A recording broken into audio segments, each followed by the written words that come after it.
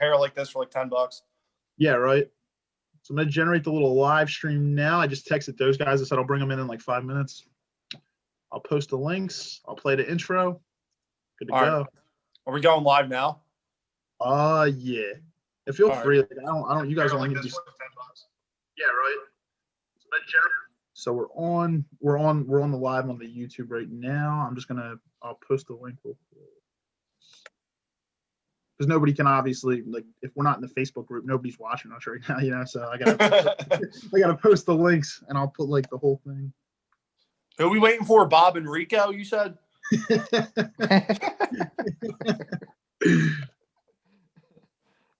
Bobby and Rico. I have I'm sending this to Skip Bayless, a hard copy. I'm gonna email him this. So Yeah, that'd be funny as hell. we got on ESPN. That'd be sick. You're gonna be on Undisputed tomorrow morning, bro. Oh no. Oh wait, I forgot. They don't work on Saturdays, so tune in on Mondays. Yeah. All right.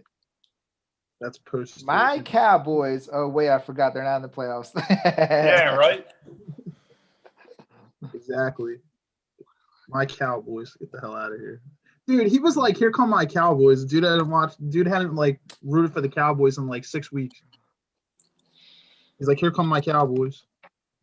Get the hell out of here. Yeah, can you imagine how upset he would have been, bro, if the Cowboys that beating the Giants last week, dude, and Ducky B pulled off that move? Yeah. That's bro. crazy. I'm like, it's all like people get so mad. They're like, how could he be like so fake? Like he hasn't cheered on his team in like 6 weeks. I'm like, it's all publicity, man. They do that for me. So post on my page. I'll post on all your guys' pages.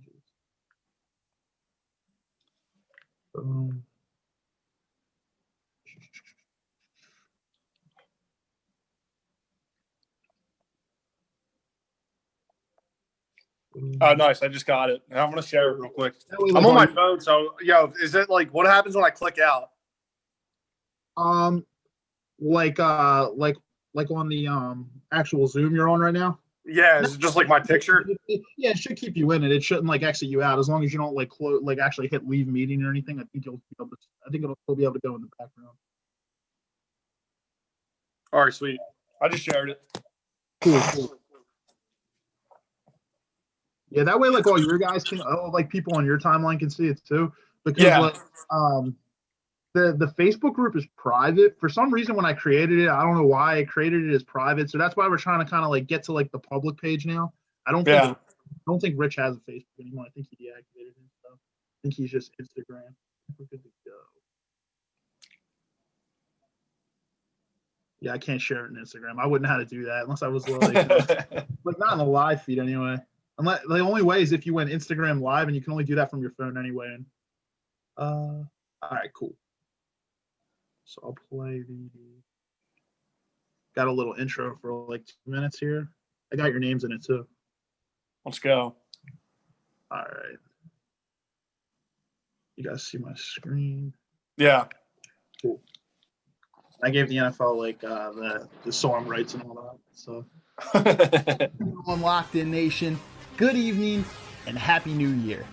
And welcome back to episode 17 of the Locked In Podcast. 2021 is upon us, guys. It's a chance for a fresh start, and on our end, a brand new beginning for the Locked In Podcast. This will be the first episode of the Locked In Podcast since 2021 has commenced. And with all of the sports that are currently going on right in front of our faces, we thought, what a better route to go than an all sports episode. You've seen us do one before. This will be the second one. If you're a sports fanatic or a sports junkie, like all of us are, then you're really going to want to tune into this episode. Broken down more simply, we're going to go through our NFL wildcard round playoff matchup predictions for this upcoming weekend. We're going to go through our Super Bowl predictions for Super Bowl 55, NBA news across the league, NBA trade rumors across the league, including the Ben Simmons and James Harden trade possibility. And we're also going to recap a little bit of the Philadelphia 76ers and Brooklyn Nets game from last night. As I said, if you're really into sports or a big-time sports fanatic, you're really going to want to tune into this one. Featuring, as always, Steve Ushler. With special guests, Rich Mitchell, Andrew Knight, Marius Raffaelli, and Tom Vaughn.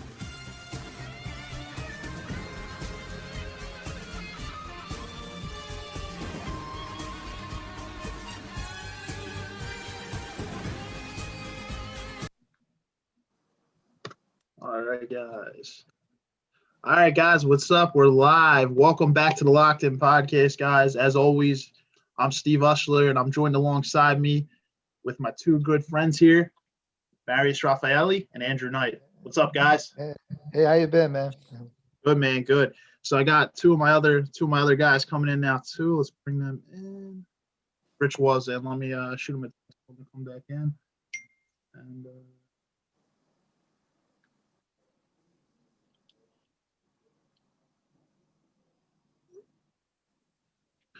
all right, so as we wait for the other two people, guys, like I said, welcome back, Locked In Podcast. Happy Friday, guys. Happy New Year as well. This is the first episode since 2021 is here. So I hope everybody had a great New Year to start. As you saw in the intro, we're going to be talking sports today. This is the second time we've done a sports talk. I think it's been I know, Marius, you were on one of the other ones. I think it's been a couple months, right? Yep, A couple months we did a sports one. So we're going to be going NFL wildcard matchup predictions for this weekend. We're going to do our Super Bowl predictions. We're going to talk a little bit of NBA, some trade rumors, and then we'll probably recap a little bit of that Sixers-Nets game from last night. So as soon as we get everybody in, I guess we'll just kind of start.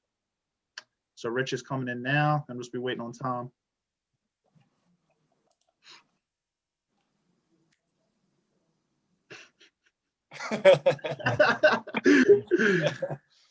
I didn't know if you guys could all see me. Are you guys doing the split screen? Yeah, not just like presenter mode. Yeah. Yeah. All right. Cool.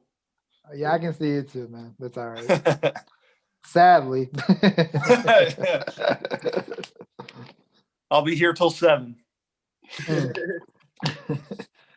Man, 19 more minutes to go, bro. So it says Rich is joining on like two of them. Uh-oh, my man's got 2 devices. He's real locked in. Here comes Tom. What's up, Tom? What's going on, man? Hey, Hey, good to see you, man. How you been, bro? I'm doing pretty good. I've been working. Yeah, me too. Because some people were working, huh? Yeah. Oh man. So just Yeah, waiting what's up, Tom? Hey, Yeah, just waiting on Rich. As soon as Rich comes in, I guess we'll kind of get started. So we're gonna do a little bit of like NFL, like wild card round predictions, Super Bowl predictions, NBA news, and we'll wrap up like a little bit of that Sixers Brooklyn game from last night. Maybe we'll get into a little. Maybe Tom, you could probably like go off on like NHL a little bit. Since we're gonna be kind of talking about that too, and like another week. a little bit. I mean, a lot hasn't really gone on in free agency. So like, I really haven't, and even the draft was kind of tame. So like, not what the prospects weren't really there. So I don't even. Right. I'm just excited to see the Flyers. Like I know they haven't really signed anyone, but I'm just excited to see hockey again. You know, it's gonna be hard to analyze. Yeah, Rich is having a little trouble getting in. It just says he's joining, but he had like 2 devices like trying to join.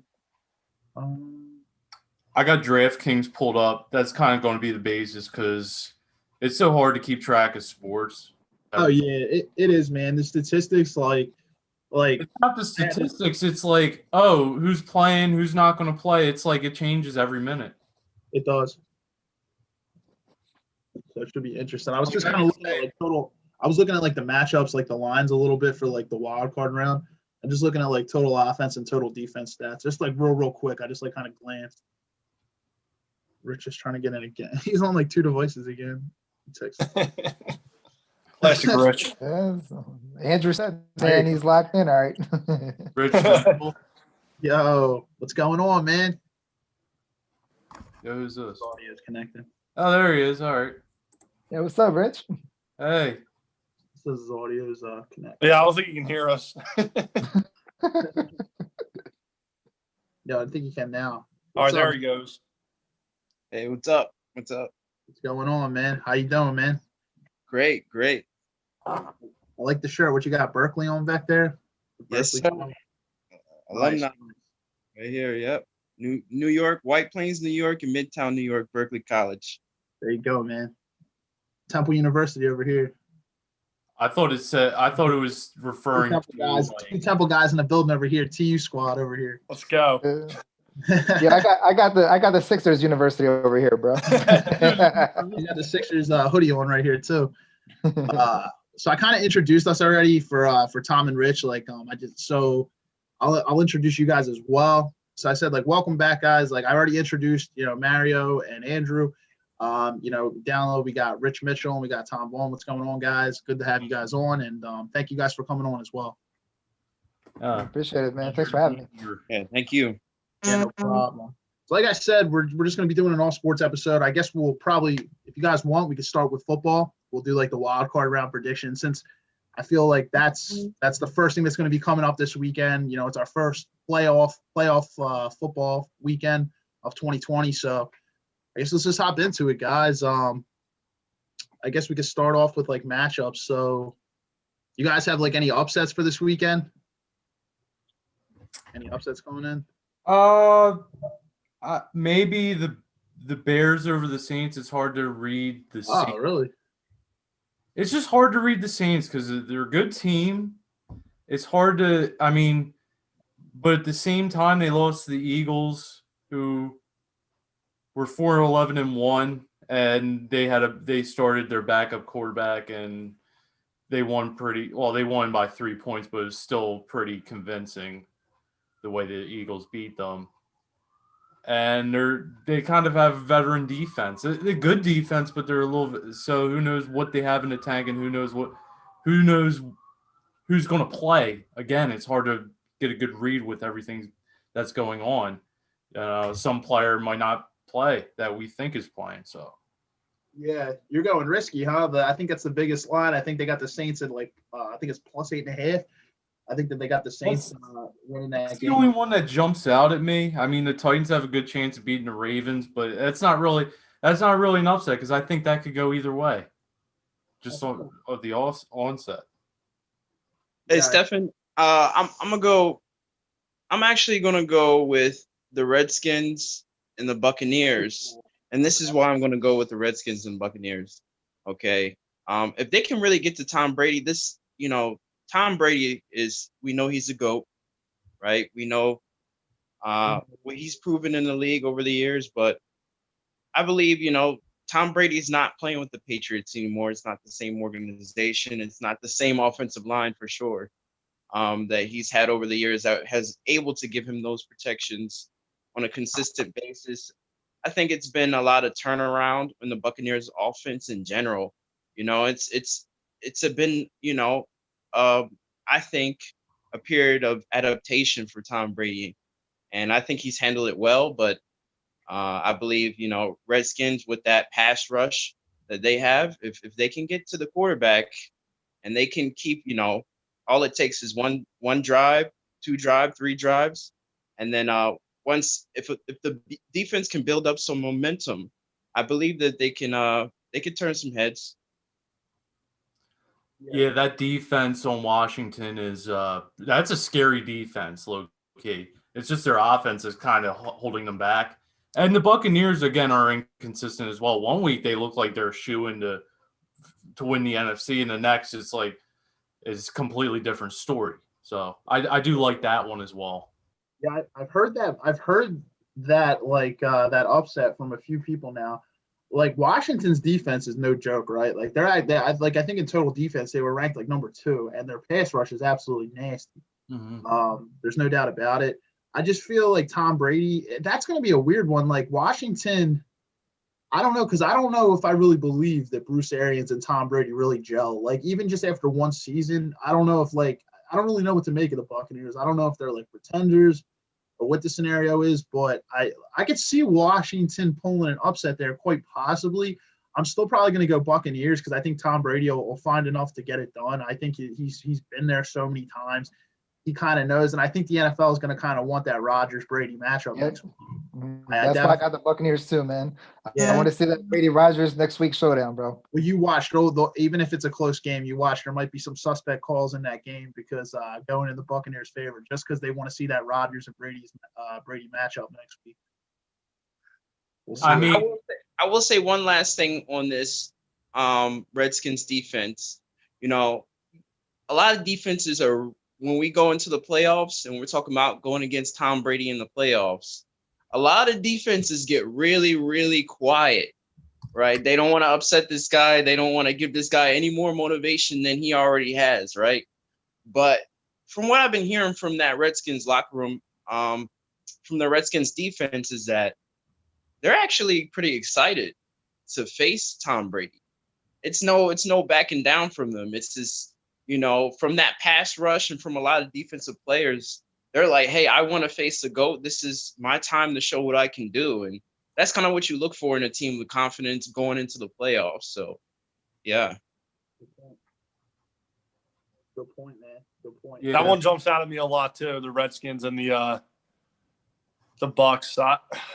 Dude, I think Washington is going to give them a headache. I think the Bucks pull it out, but I think Washington's definitely going to keep it a lot closer than people think. Yeah, I think the line was like +8 or something, but I don't know. I don't know if the Buccaneers are going to cover that line. I think it's going to be closer than what people think. That looks like a Washington line, +7.5. That looks like a Redskins line. I don't know. Nah, Got I Alex think- Smith I coming think Tampa- back. He's determined. I think Tampa's going to cover it, man. I think Tampa's going to cover it. I got the Buccaneers winning 31-17. 31-17. Yeah, okay. Tampa. Okay. I think it's Yeah. going to. Yeah. I think it'll be inside That's 7. going out there, I think.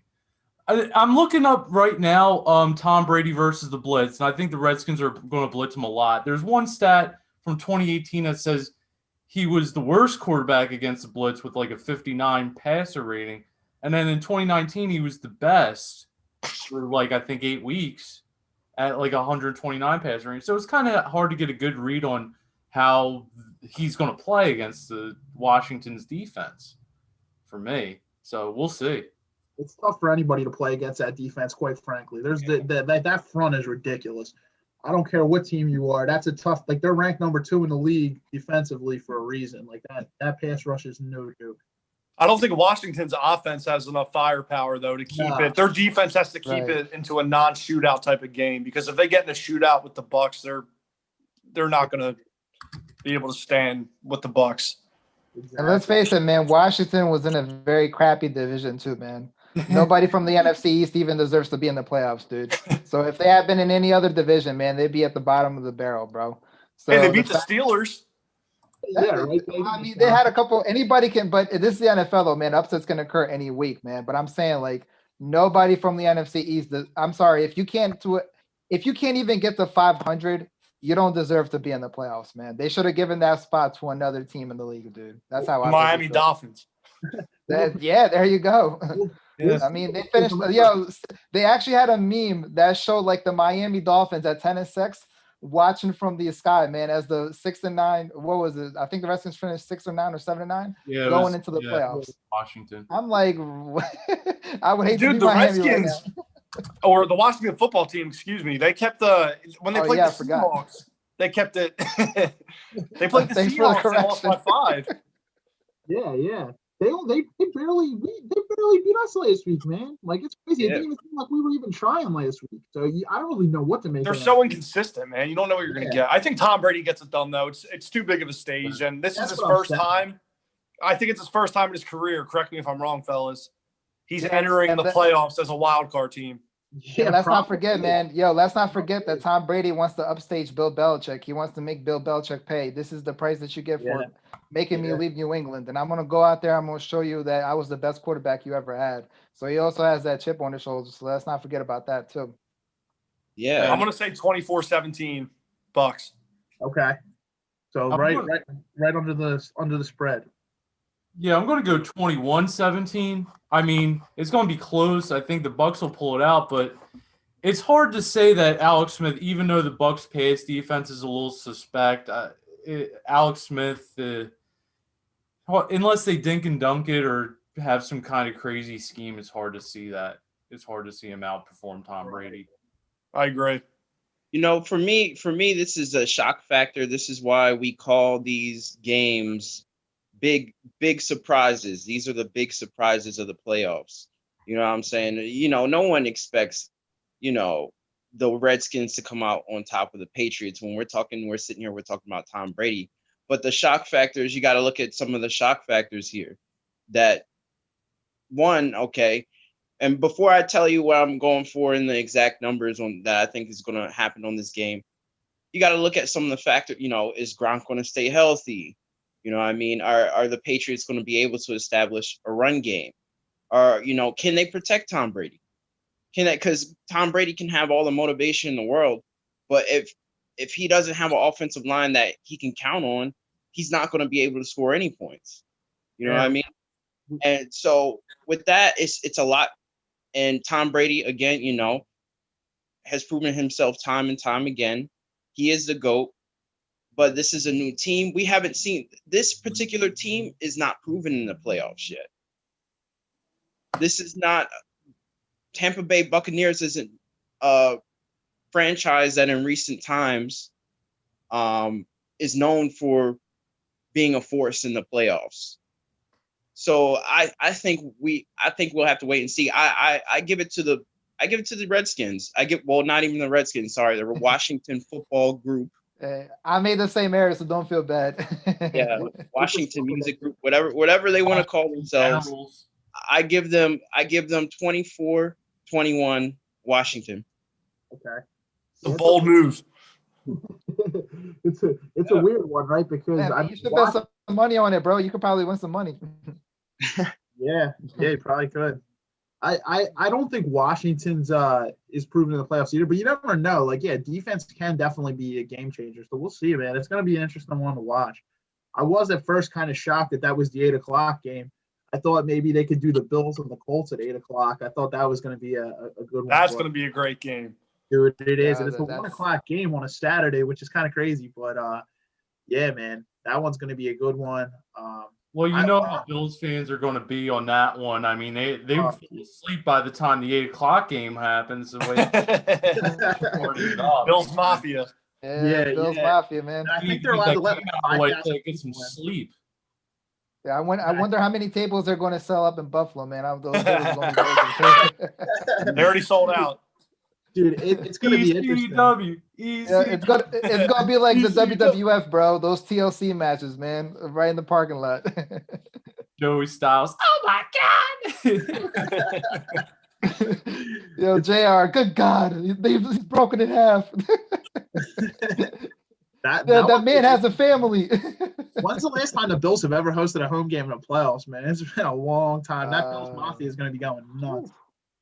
I don't know. I think it was 99, right? 99. Yeah, because I think it was 99 because then in 2000 they lost to Tennessee in the Music City Miracle, and then the last time there was in playoffs, I think it was like a few years ago when they played the Jaguars and they lost. Wow, man, 20 years without a home game playoff game. I think that line's like 6.5. But you know what? I thought the Bills could win probably like larger than that. I think the over/under was like 51, but the Colts actually do have a pretty decent defense. I think it might be a little closer than people think, but I still say the Bills are going to win that game.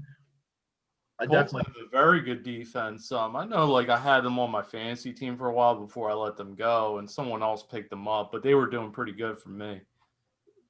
But then the Bills offense is ranked either number 1 or 2 because I think they're right there in Kansas City. So it's going to be that's going to be a crazy game. But I would love to see an AFC championship between the Bills and the Chiefs, man.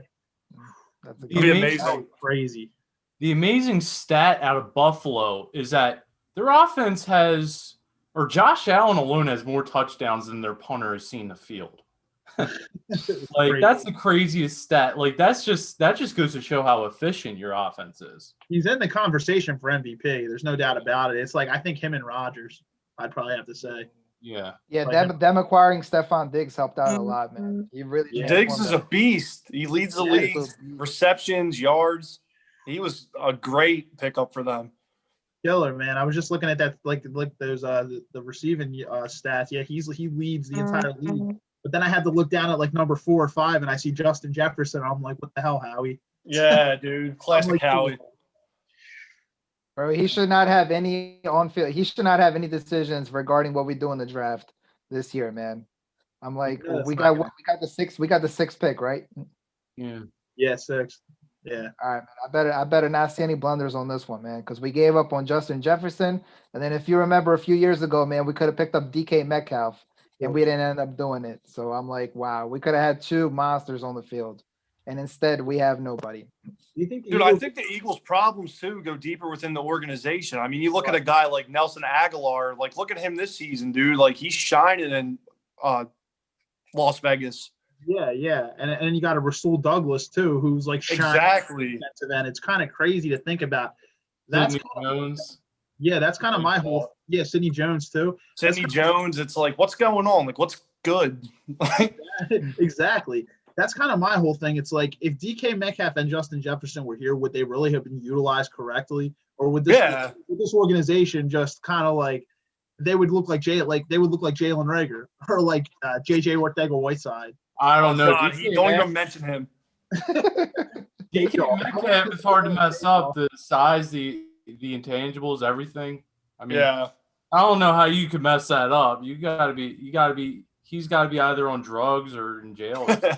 Well, just think about this for a second. Like everybody on their leaderboard, what I heard in the draft had J-Jaw above DK. So like they said, like all scouts were like most scouts were looking at JJ Ortega-Whiteside, and they had them on their board higher than Metcalf, which is kind of crazy. So you watch, if we get rid of JJ Ortega-Whiteside, he goes to another team and he like lights it up. I'll be like, are you kidding me? Like that's just There's no shot he lights it up anywhere. That guy he probably stinks. won't, because at this point his confidence is just shot to shit. Right. Like, Yeah. he's already been in the NFL for what has it been, like 2-3 years now? And like just been Too long.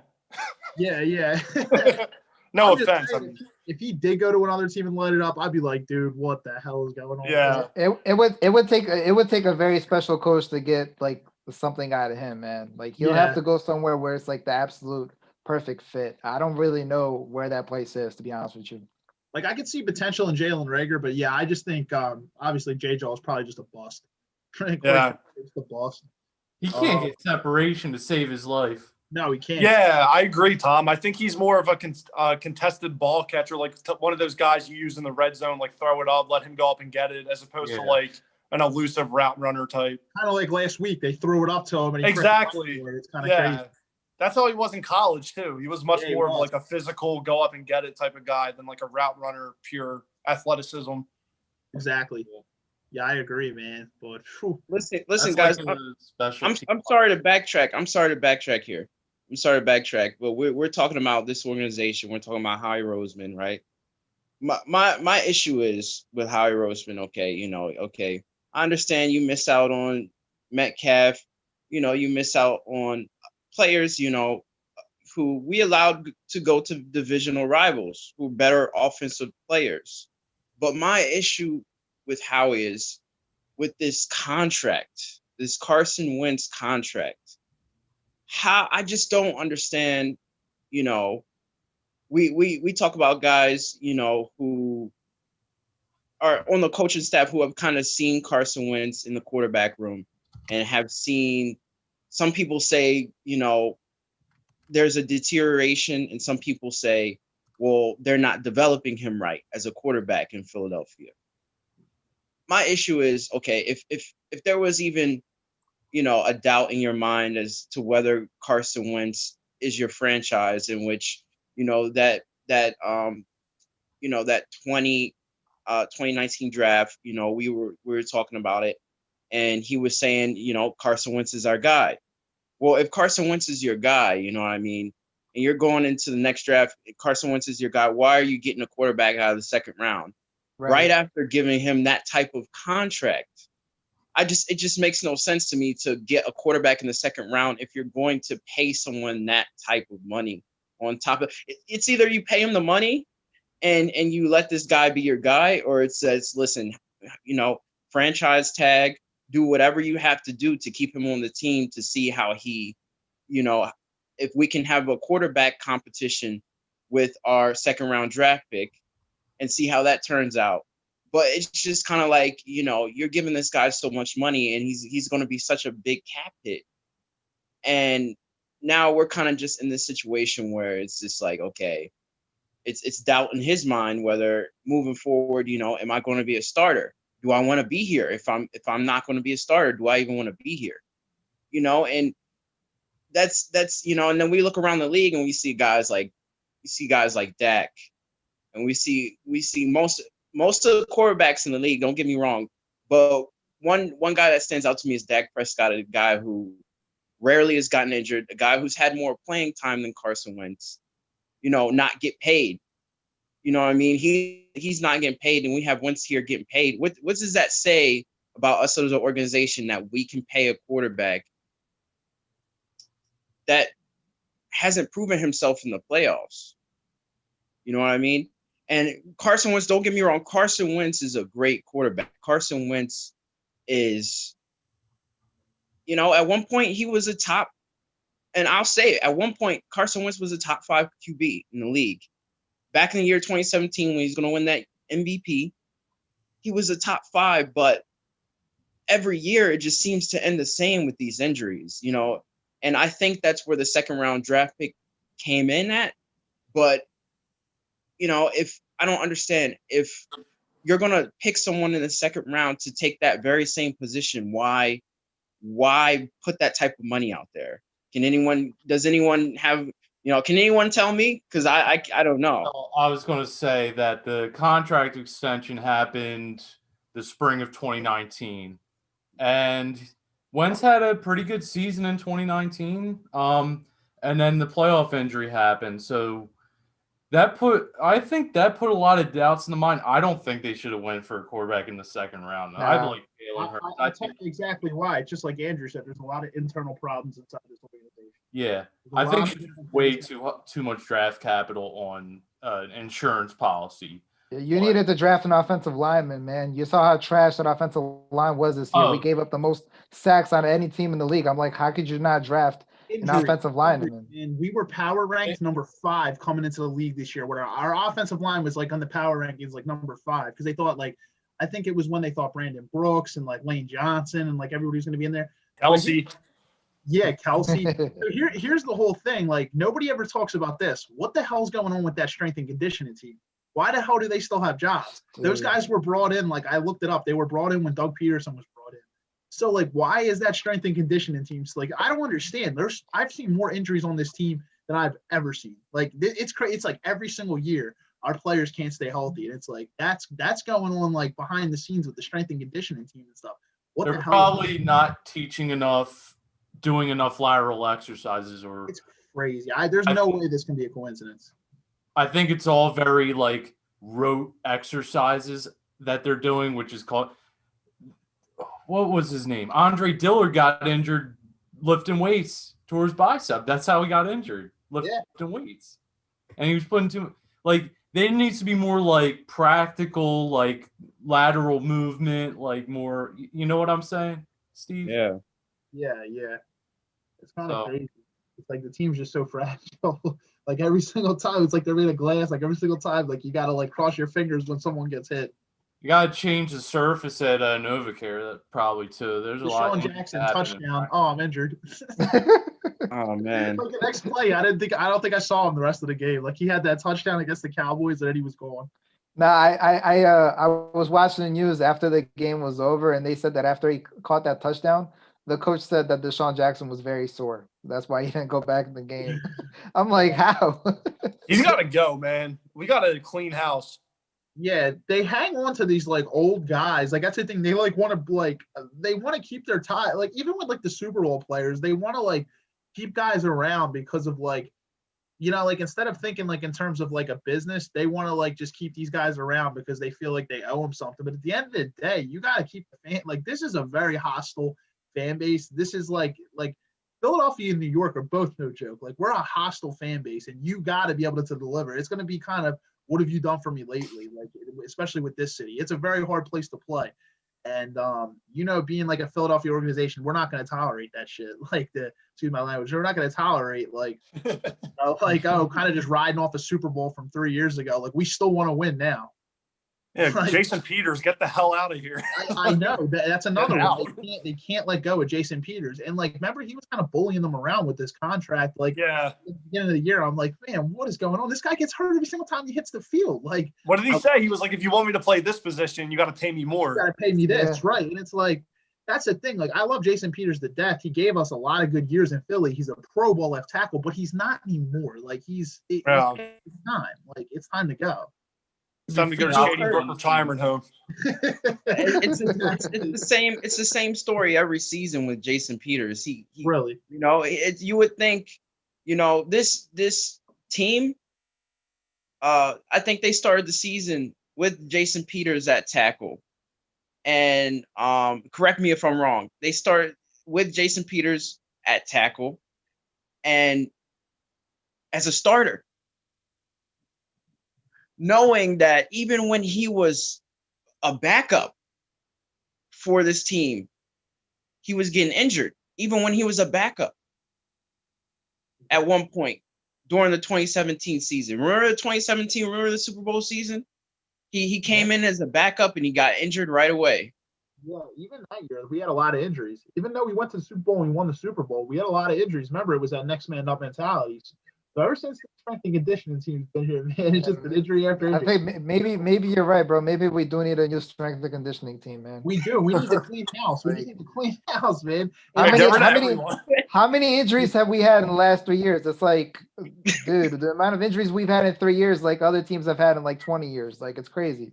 Even like I'm listening to the broadcasters, they're like, I cannot believe like another injury for Philadelphia. They're just like saying, they're like, I can't believe this. Like it's like insane.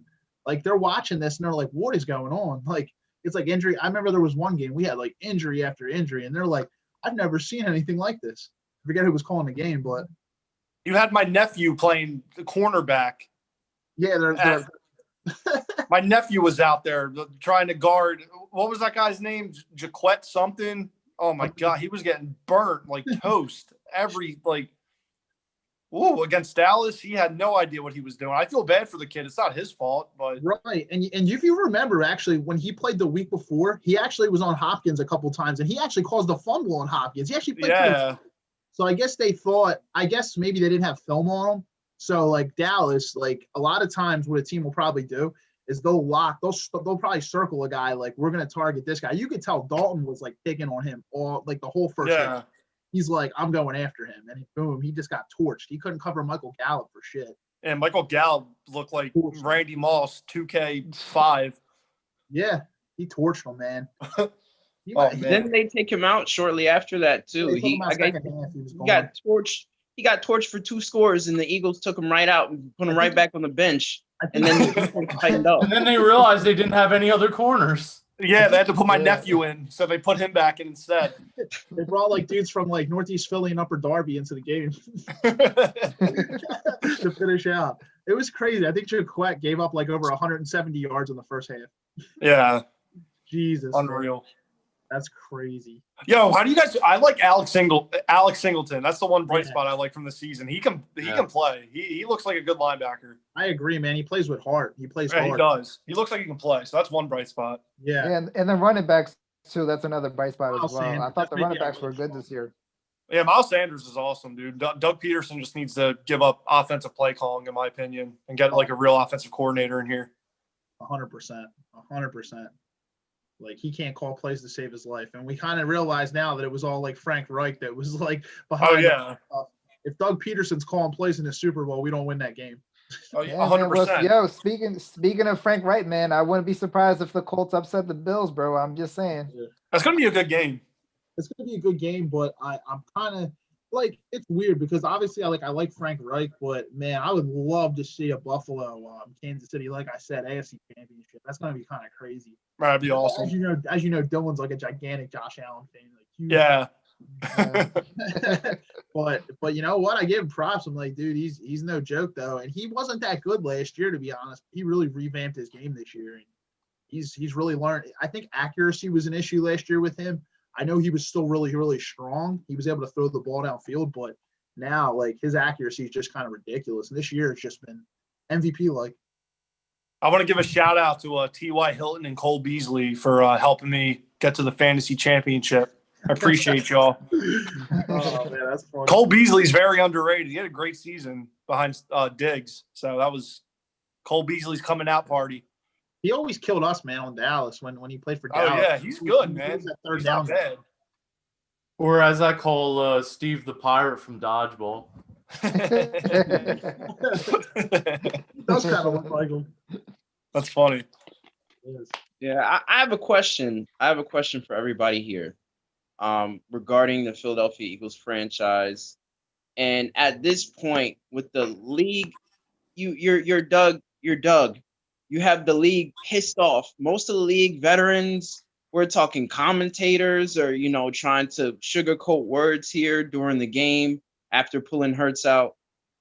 At this point, when it just seems like you're losing some of that locker room, it seems like you're losing some of that reputation. If you're Doug, what would you do to get that back? What would you do to get your franchise, your players?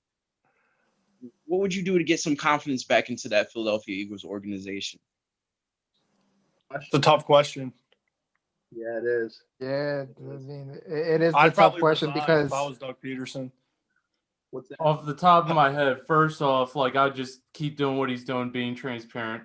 He's starting to be a little bit snippy at press conferences, which is kind of disheartening. I always liked him. He was always honest and transparent, and he's starting to lose that. He needs to get back to that.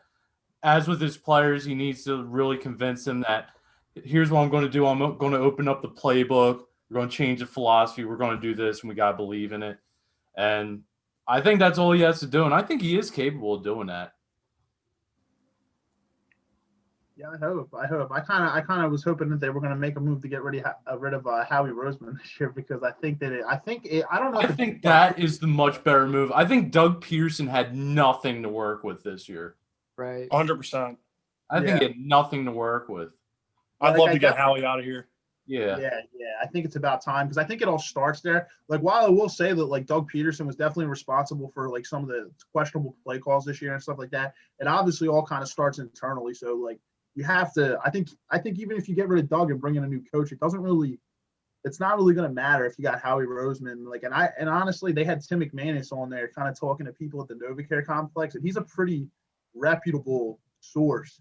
He was out there saying that a lot of people in the organization don't like Howie Roseman, and that he meddles in a lot of things, and it becomes a problem. So I heard even in the draft, if you don't agree with him, he doesn't even want you in the room with him. That's kind of ridiculous. It's like right man syndrome. If you don't agree with him, then you're not right. And Why does that sound familiar, Jerry Jones? That's what Jerry Jones does. He's a yes man. He only has yes men. I think he only listens to his son, and his son actually is the reason why the Cowboys were actually decent, halfway decent over the past few years, not a total disaster. Yeah. Because he would actually listen to his son, but yeah, that's what it sounds like. He has a bunch of yes men around him. Yeah, you can't have that inside of an organization. If you that's not only going to anger your coaches and stuff like that. That's going to anger the players too. Because you feel like you don't have any say. It's coming from one man. And I heard Jeffrey Lurie likes to meddle a lot too. If you want a really, really solid GM, they're not going to let the owner meddle. They're just going to be let me do my damn job. A real stout GM is not going to allow the owner to be meddling. No. And you can't do that, I feel. But I don't know if I think Jeffrey was meddling more later on this year, only because they were losing and underperforming. I think that's the reason. I don't think it had, and there were a lot of questions around certain things that happened in the organization in the locker room. But I think he's usually hands off. You don't see him. You only see him ceremonially, or when they fire Chip Kelly, or something like that. Yeah, exactly. Oh, I'll never forget I that don't know. EDP video when they fired Chip Kelly. That was amazing, dude. Woo! F out of here. It's like, hey, Chip Kelly, what's up there, cuz? And he did that evil ass laugh, and he pretty much put him on blast for like the next minute. The I only thought thing that I'll was ever agree with amazing. Chip Kelly is he called Howie Roseman a weasel. Like, maybe that's the only thing I'll ever agree with Chip Kelly with. I'm like, but Yeah, I don't know, he- man. Rich, to answer your question, bro, I really don't know what they're gonna do, man. Because the thing is, it's not like they have one thing that's the problem. They have so many things that are a problem. Internal issues, the offensive line issues. We're gonna need, dude, nobody's talked about this. We're gonna need a new defensive coordinator. Jim Schwartz stepped down. So you gotta address that. And then on top of that, they said they're gonna bring Doug Peterson back for the next year. He has to give up the play calling because like they haven't been able to do anything. Like you got to bring in another offensive coordinator in there. So I'm like, there's just so many like And you got a pieces. Like I quarterback really don't know what the future is going to look like. yeah, I agree. I agree with all y'all, man. Howie's got to go. That's step number one. I don't think it's so much with Doug Peterson, man. Howie's got to be the first one to go. And then they got to draft an offensive lineman to protect our quarterbacks, no matter who it is, whether it's Wentz or Hurts, and then just go from there. So can I'm just gonna play the devil's advocate here. So Okay. no one thinks Howie doesn't deserve a break because of some of the injuries that we've been seeing coming out of. Because let's just imagine it's a perfect world, and all the players, all the starters that were supposed to play this season played. Do you think we'd be having a different conversation right now? I'm going to start off by saying it's hard to say because it's hard to say that the injuries wouldn't happen because a lot of the injuries were to older players, and there was a lot of younger players that weren't ready to step up, and and practice squad guys. So a lot of the issues were with depth, and there wasn't, and that could be easily negated by finding younger, more talented players that are in better physical condition and more have better awareness of their bodies and what they can do, and B, having a competent general manager that could find these players, lack of a better term. I don't think it's just one position. I don't think it's just Howie. Like I said, there's a lot of internal issues going on. So I honestly just think they should. I don't know necessarily clean house, but I don't know. The Eagles are just. I don't think they're going to be good for a little bit. I think it's going to be a couple years. They need to. There's a lot of positions where they're not really strong. The only spots I would probably give them, like I said, the running back crew with Miles Sanders, and then kind of like Andrew said, Alex Singleton, I think plays with heart. I think he shows promise. I don't know. Darius Slay, like like he played decent this year, but then there were a lot of other times it's like maybe he went up against some tough receivers, but we're paying him money and it's tough. Like, I don't know. And then we got a quarterback controversy on our hands as well. I personally don't think they're going to let Wentz go because, number one, like it's like a $60 million cap hit if they do. And then also, if you trade him, it's like $45 million cap. Either way, it's a lot of money. So I think you're going to have to. I got a question for you guys. Do you guys think they're going to bring back Zach Ertz next year? Nah, he's done. Yeah, he's Done. unfortunate. Who was that? Zach Ertz. Do you think they're going to bring back Zach Ertz next year? No. No. Yeah, he's probably done. Yeah, I think he's done too. You have Dallas Goedert. You're not paying extra money for that position. You got to reinvest in other areas of the team. Yeah.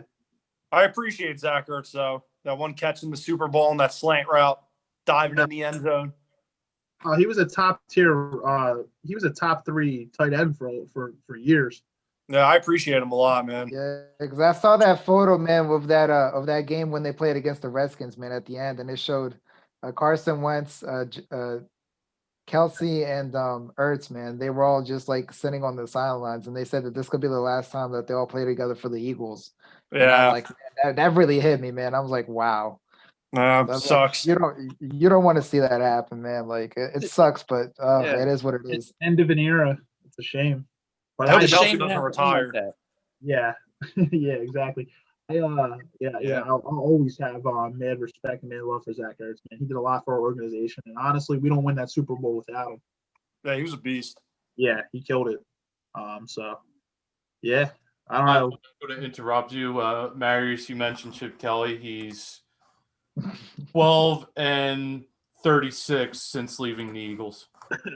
What do you think, bro? Classic. He's Bro, 12 have you seen Chip Kelly's playbook, bro? Have you seen Chip Kelly's playbook? It's like a children's diary, man. I'm like, there's like 5 plays in there, dude. Like, It's compare like Chip Kelly's arcade- playbook to Andy Reid's playbook, man. It's insane. Like, it's not even close. Like, I knew he was going to be a flop, bro. Like, look at him at UCLA, bro. He can't coach to save his ass, dude. It's pathetic. Like, he should have been let go of sooner, man. 12 and 36. That's both the Ugh. 49ers and UCLA. Crazy. Damn. 12 and UCLA 30. was actually not bad before he got there. Yeah. They had He's Josh now Allen. Does it say Yeah. something about our franchise though, guys, that we thought this guy could bring us to the promised land, Chip Kelly? Does it say? Do you think it says something Yeah, about us? remember I blame they were Howard calling him a Roseman. genius at one point. Remember when Chip Kelly came here? I think it might have been the second year in. Remember when he was doing all those moves and he got Sam Bradford and everyone? Remember they were calling Chip Kelly a genius, dude? And I'm like, I don't know what the hell these guys are thinking, man. That's the Philadelphia fan base. Man. I mean, let's be quite frank. Like the Philadelphia fan base, like they're so like not everybody. There's a lot of educated fans out there too, but there's a lot of them that are just like they're those wishy-washy fans, or they're like as soon as you get like a little bit of like momentum going, they're like, oh, it's over. Like, oh, we're winning it all. And then like when you suck, like when they're bad or they lose a game, you know, they rip the fan. They rip the entire team. It's crazy. So that's just Philadelphia. Can I make an analogy here? I feel like you know, and us being Philly fans, and part of the Philly faithful. I feel like it's kind of like overall, it's this kind of relationship like an ex-girlfriend who her boyfriend is hitting her, putting hands on her, and then he's going, she breaks up with him, and then he comes back and he says, I've changed. And then it's just kind of like he never changes. And then except for that one Super Bowl year, I think with the exception of that 2017 to 2018 Super Bowl season. But outside of that, and we really needed that as a fan base. I really feel like we needed that because outside of that, it's just been kind of, we have these good players and we have these good teams. And even when we don't, we somehow find a way to make it to the playoffs. We somehow find a way to keep that hope going in the fan base. With the exception of this season, I think we can all agree on that. But Right. it's always like a playoff push. And it's always like, okay, you know what? They might be able to do this. They might be able to do this. It's that moment, and then there's boom, it crashes down. With the injury, a season-ending injury, or whatever have you, but usually, it's just kind of one of those, it feels like one of those up and down relationships. It's like a roller coaster ride being the Eagles. Feels like a curse. Honestly. Speaking of like curse, the Browns too, man. Like felt like they were cursed for a long time, but now they're finally in the playoffs. Dude, I hope They they got beat the great running Steelers. backs. I hope they beat the Steelers on Sunday, man. After Yeah, that, the I want Steelers to see are Pittsburgh go frauds. through. I think the Browns are going to win. Yeah, same. The I Steelers got are the frauds. Browns winning too, man. Steelers Are you lost guys 4. nuts? The Browns But this game. Their head coach isn't going to be there. They lost a bunch of their staffers because of COVID and everything that's going on. They still got majority of their team. They're They still going to got overcome that. Yeah, the Steelers have lost 4 or 5, and they almost lost 5 straight. Honestly, that Colts game was pretty close. If they lose that Colts game, they lost their last 5. Steelers don't look too good. Yeah, I got the Browns in an upset. Yeah, that's my upset this week. That one and another one, if you can call it an upset. I know the Ravens are on the road, but I think the Ravens are going to win that game. Ravens have on the other side have won like 5 straight. I think they've won 5 straight. The Ravens look good right now. Oh, So yeah, we'll see. Their Ravens They're not. surged late. Yeah, A lot I don't of even people know if you wrote can them call off that after week 8 or so. Lamar Jackson in the red zone is insane. I think it's like 54 touchdowns, no turnovers or interceptions, or something like that. ridiculous. That's crazy. Yeah, if they let him in the red zone, it's over. Like it's not Yeah. even like he's ridiculous looking in the red zone. I don't know though, man. I think Derrick Henry is going to run all over them. That guy's an animal. Could. That might be a shootout game. Yeah. I got the Titans winning on that one. I like Derrick Henry on that one. Yeah, I don't know what else they can really do though. I mean, I think that they would have to run the ball against them. That's the way they would have to beat the Ravens. Yeah. I think the Ravens actually have a decent secondary. I mean, Yeah, man, My thought on the game is that I think it could go either way, but I have the Ravens. I think they get their revenge over last year. I really do. Yeah, that's another thing. They're going to be pissed off about last year. Yeah, that's gonna be a good one though. Yeah, they played a few weeks ago, and I think the Titans won by 6. So It's gonna be a good game. Yeah, definitely. Yeah, And I then, think the only game we haven't covered yet is the Rams and the Seahawks. yeah, so that one's a weird. Okay. That's a weird game, dude. Yeah, I don't like, know who I have on that one, man. I like Their games are always weird. I like Seattle as like probably like my second team I probably root for, but keeping it real, like Seattle has not looked like they're 12-4, but they're like a sneakily like really bad 12-4. Like they really haven't been like putting up a lot of points this year. It's really weird because the Rams don't look good either. I mean, honestly, that one could go either way. I'll take the Seahawks in that one. I probably will just because Russell will like Jared Goff's been to the Super Bowl. I think that was a weird one too. They probably Was he in the Super Bowl? Yeah, was I mean, awful. was he really? Did he throw touchdowns? Like, no. Like, I think experience-wise, Russell Wilson will get it done. And I feel like Seattle's defense has somewhat been coming on towards the end of the year. So I'm gonna say it's gonna be 12-4 Seattle. It's gonna be one of those weird, low-scoring, no offense. There's going to be like a foot of snow on the ground. you Or watch, is it, you watch. It's gonna be like a 52-49 game or something. I'm hammering the under. Oh my god. Yeah, I think I'm not- that game, I think they Oh, were giving, sorry, like, Steph. I'm taking the Seahawks. I'm taking the Seahawks, and I'm sorry. I promise you, and I'm gonna let you finish, Steve. I'm sorry to interrupt you, man. Kanye down there. I'm gonna go on one. I promise you guys, this is my last rant of the podcast. This is my last rant. I'm gonna go on a rant here, and this is why I'm picking Seahawks. Okay. We just had a conversation about strength and conditioning. We had a conversation, but one thing we missed out on is the recovery that these players need. That Eagles lack recovery. One of the best examples of a player who has some of the best recovery techniques, best daily routines is Russell Wilson.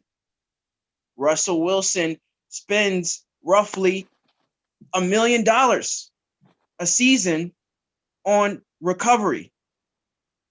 We got Deshaun Jackson. We got these veterans and these guys over the years who've been in the league for years and years, making tons of money, but they're not spending money on their recovery. So you come back out with glass legs. You have the talent. You're one of the best wide receivers in the NFL at one point, but you can't get out on the field because your recovery you're not spending money on your recovery.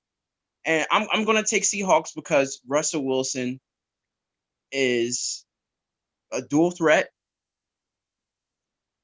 Not many defenses have answers for him. No one, you know what I mean? This is a quarterback that rarely gets injured because of recovery. Yeah, it's weird. It's been a weird season for Seattle, but I just think in the playoffs, Russell Wilson, he'll kind of just turn it. He'll like Russell Wilson will just turn the game. He'll probably win that one, and then next week if they win that and they got to play the Saints, that'll be interesting. I don't know. This is weird. Who are you guys like Super Bowl? Like if you had like to pick, like what would be like who do you think would like go to the Super Bowl would be the matchup, and who do you think would win?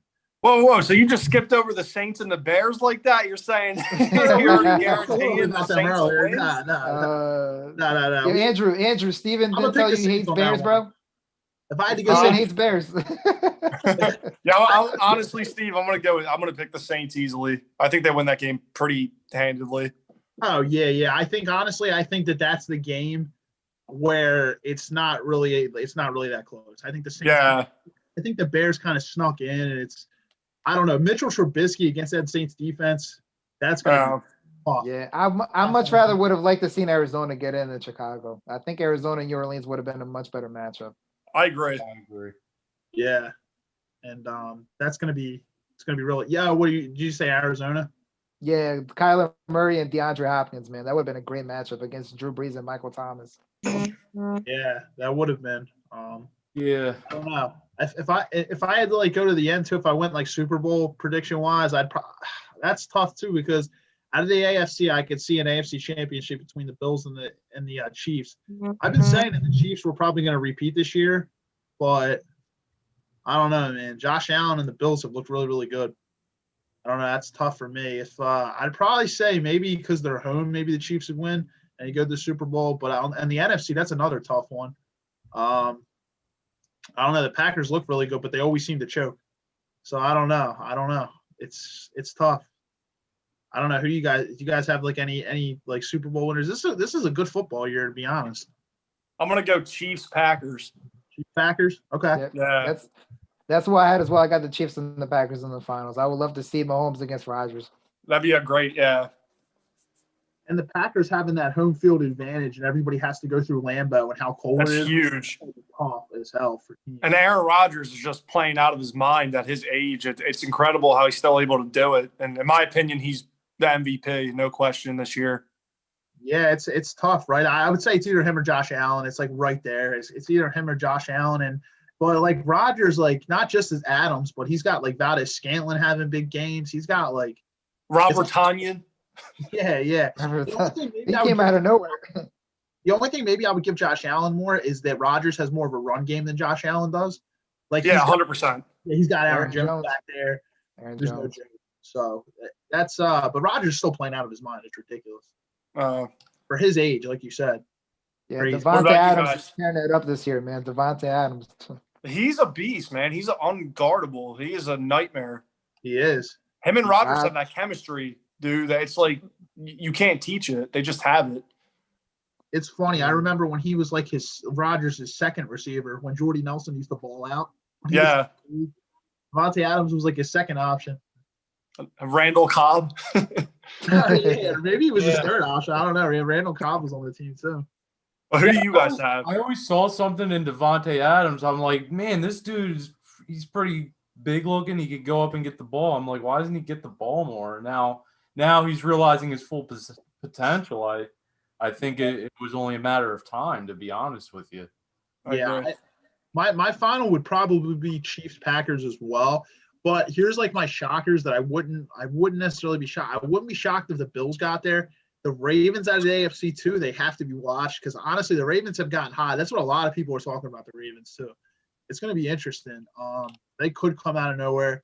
And then also out of the NFC, I don't know about the Saints. I feel like the Saints, even though I think they're going to beat the Bears pretty handily. I don't know if they're really pretenders or not. I don't know. It's tough. I don't know. I could see if Seattle played the Saints, I could see Seattle maybe beating them. I don't know. It'd be a weird one, but I don't know. I don't know who my second option would be in the NFC. That's tough. Maybe Seattle. Yeah, I'm gonna be the corny safe guy in this one. I'm gonna pick Chiefs and I'm gonna pick Saints. Okay. And Saints have been snubbed a couple of times now, a couple of seasons in the playoffs. They've been snubbed.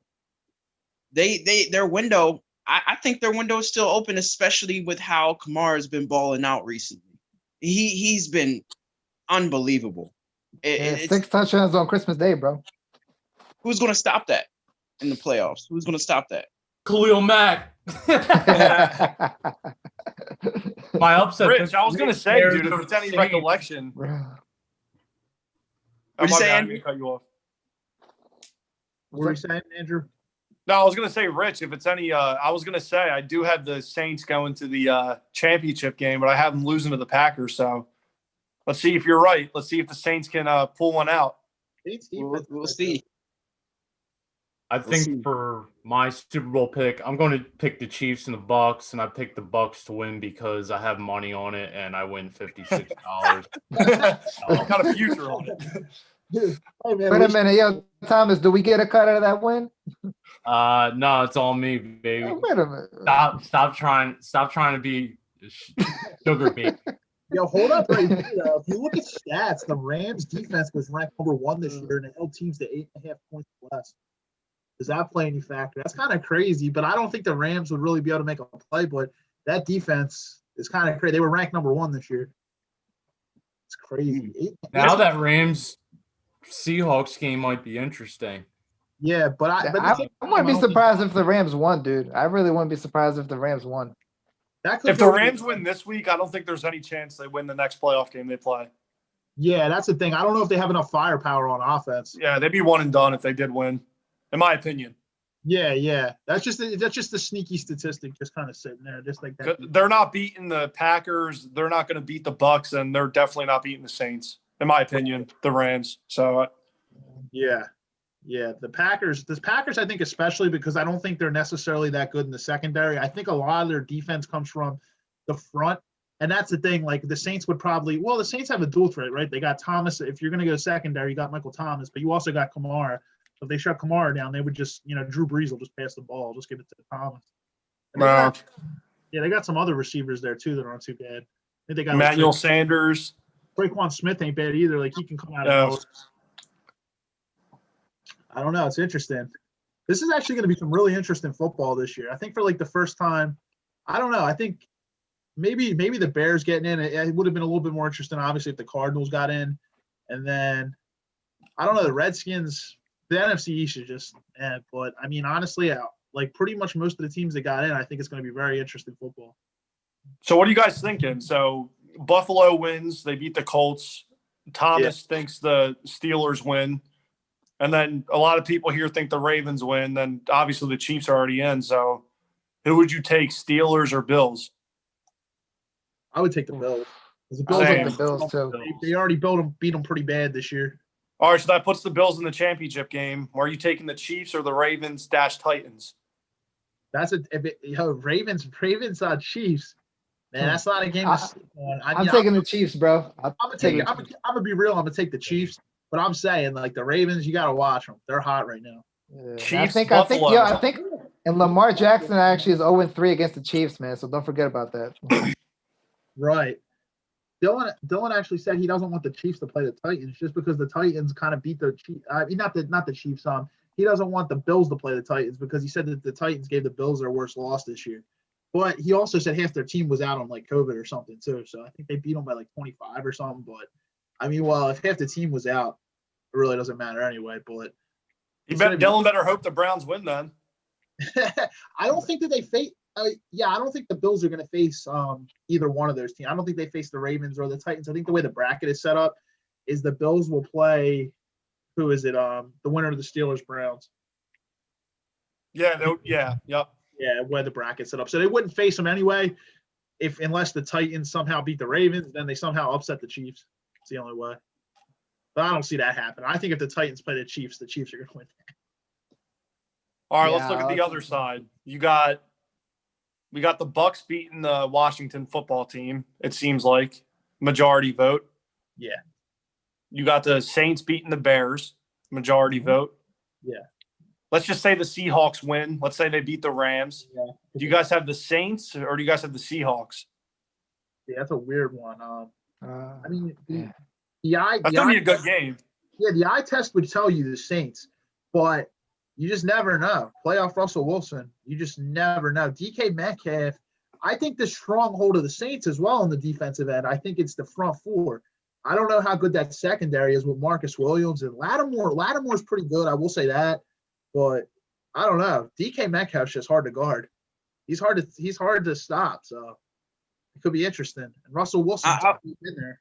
I'll take the Saints, bro. Just like going back to what Rich said earlier, man. Alvin Kamara is a beast, bro. So I'm going to take the Saints on that one.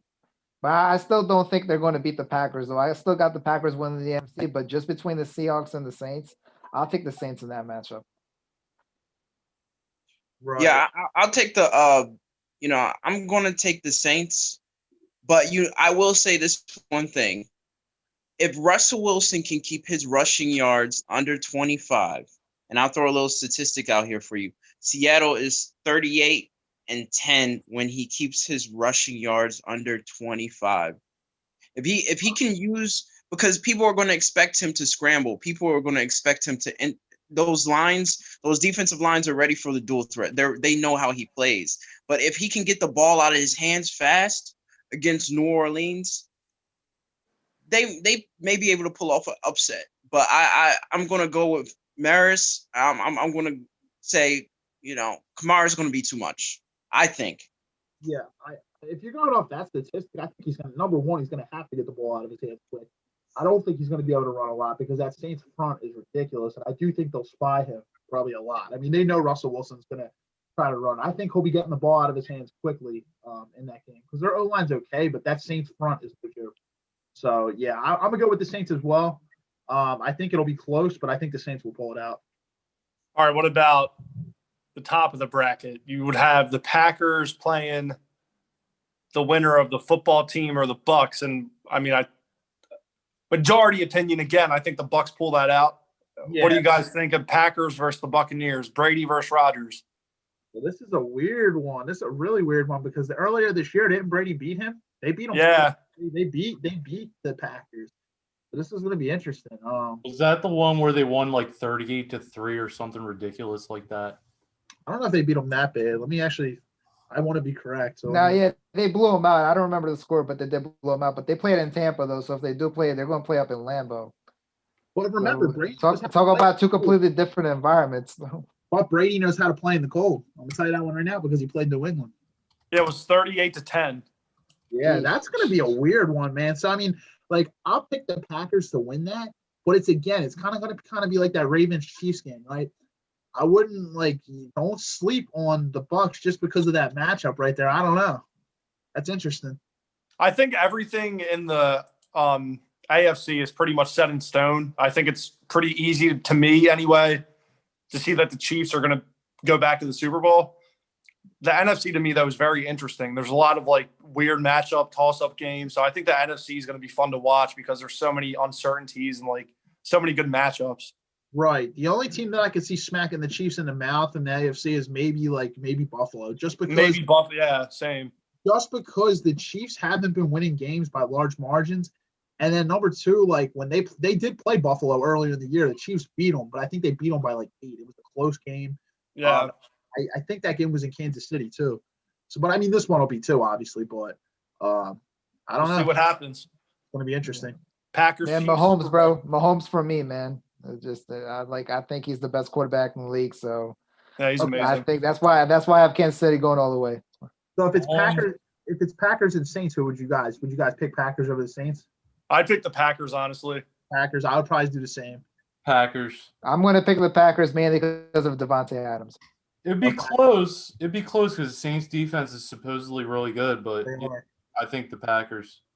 Yeah, it's because the Packers are all around. They have a run game, they have a pass game. They're not one dimensional. And then if you drop off, if you're doubling Adams, Valdez-Scantling is no scrub either. He can. Yeah. And they got Robert Tonyan. They got a squad in Green Bay. Alan Lazard. Alan Lazard has some nice games too. Yeah, they got a pretty good team. So They got a running back duo too, right? It's Aaron Jones and who else is it back there? Jamal Williams. Williams. Yeah.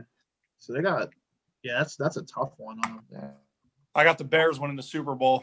it's gonna be. Yeah, if Nick Foles gets back in there. Yeah, Nick Foles is coming in. It's gonna be Bears versus Colts. I'm taking the Bears. Colts versus Wright Super Bowl. Oh man, can you imagine it was Nick Foles versus Frank Reich in the Super Bowl? I mean, awesome. Buy Nick They're gonna Foles come up Bears with the- jersey in a heartbeat. Yeah, They're going to come up with the Chirac special. no, I'd be happy if that happened. Honestly, man, I love seeing upsets like that. That'd be insane if that's something like that happened. Going back to Tom Brady, as of 2019, he's 13-2 in cold record games. At the same time, in the playoffs on the road since 2006, I think he's 3-4. Okay, well that's a big factor then. Yeah, so it's something to think about. It's not so. Who knows? He's going to be on the road all playoffs, so Yeah. yeah. I mean, unless I wouldn't want to be on the road on Lambeau Field in the playoffs. I'll tell you that. Me either. Especially when you're 65, like Tom Brady is. Old, it affects the bones a little more. Blood circulation isn't as good. It's not going to be fun for Brady, but it's Brady. Who knows?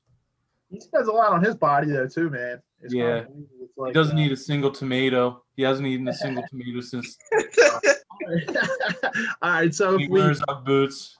if we fast forward to the Super Bowl, I think majority of people are taking Packers, majority of people are taking the Chiefs. Who would you guys pick as your winners in the Super Bowl? Oh, that's a good one. I'm taking the Chiefs. I'll take the Chiefs too. I'll take them too, just because I've been saying it. Like, I'm just gonna stick with who I've been saying like for like I don't know. Like, I just feel like Kansas City's gonna get it done.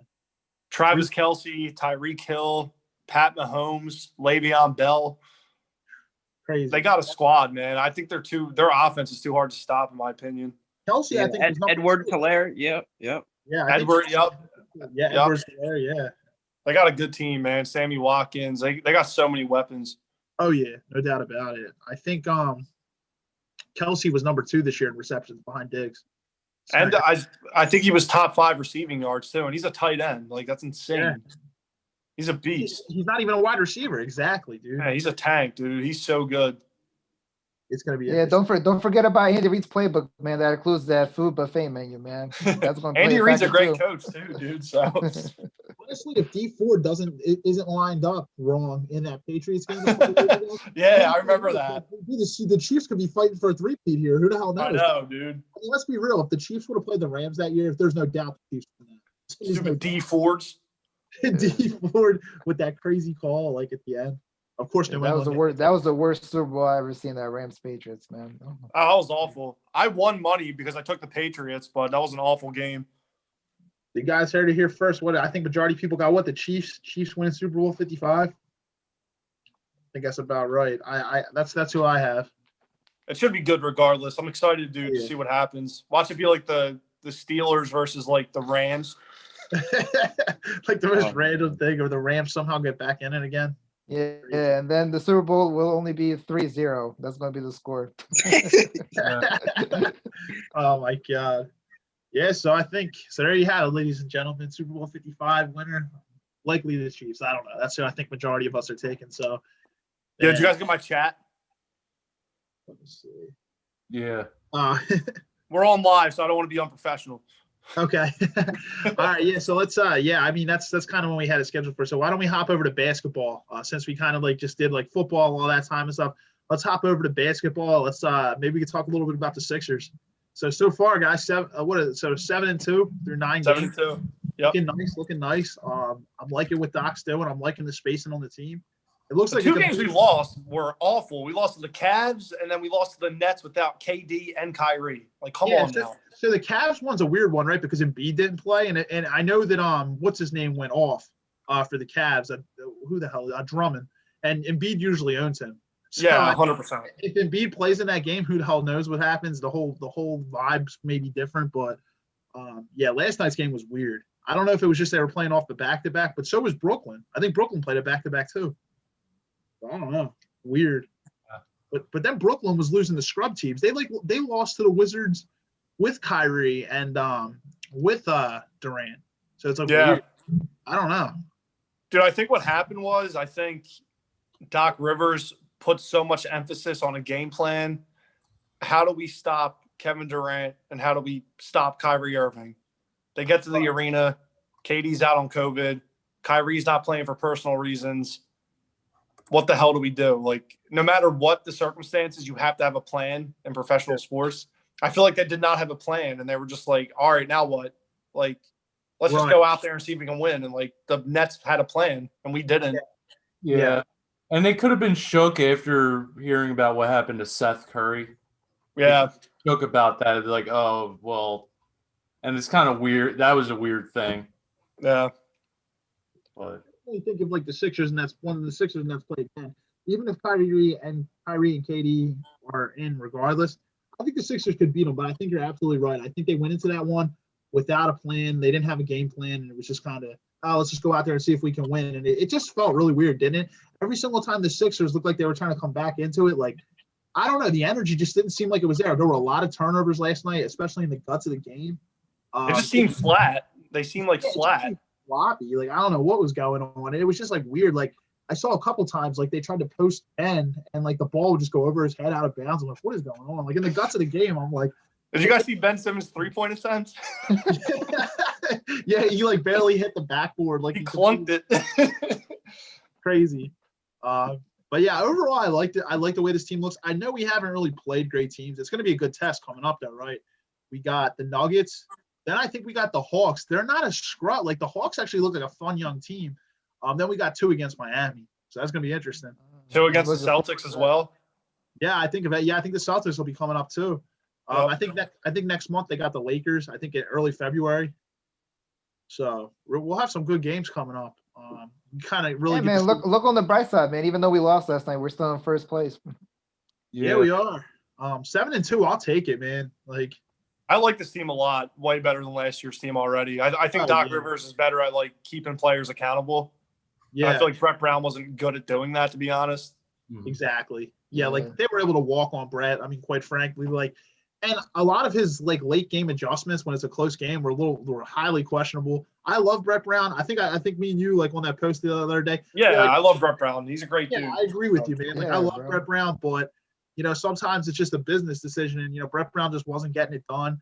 And honestly, I don't think we're seven. I don't even care if we're playing like bad teams. Like, you saw how the Sixers were able to hold on. They almost choked the lead the other night. They held on. Yeah, Brett Brown coaches some of these games, we lose.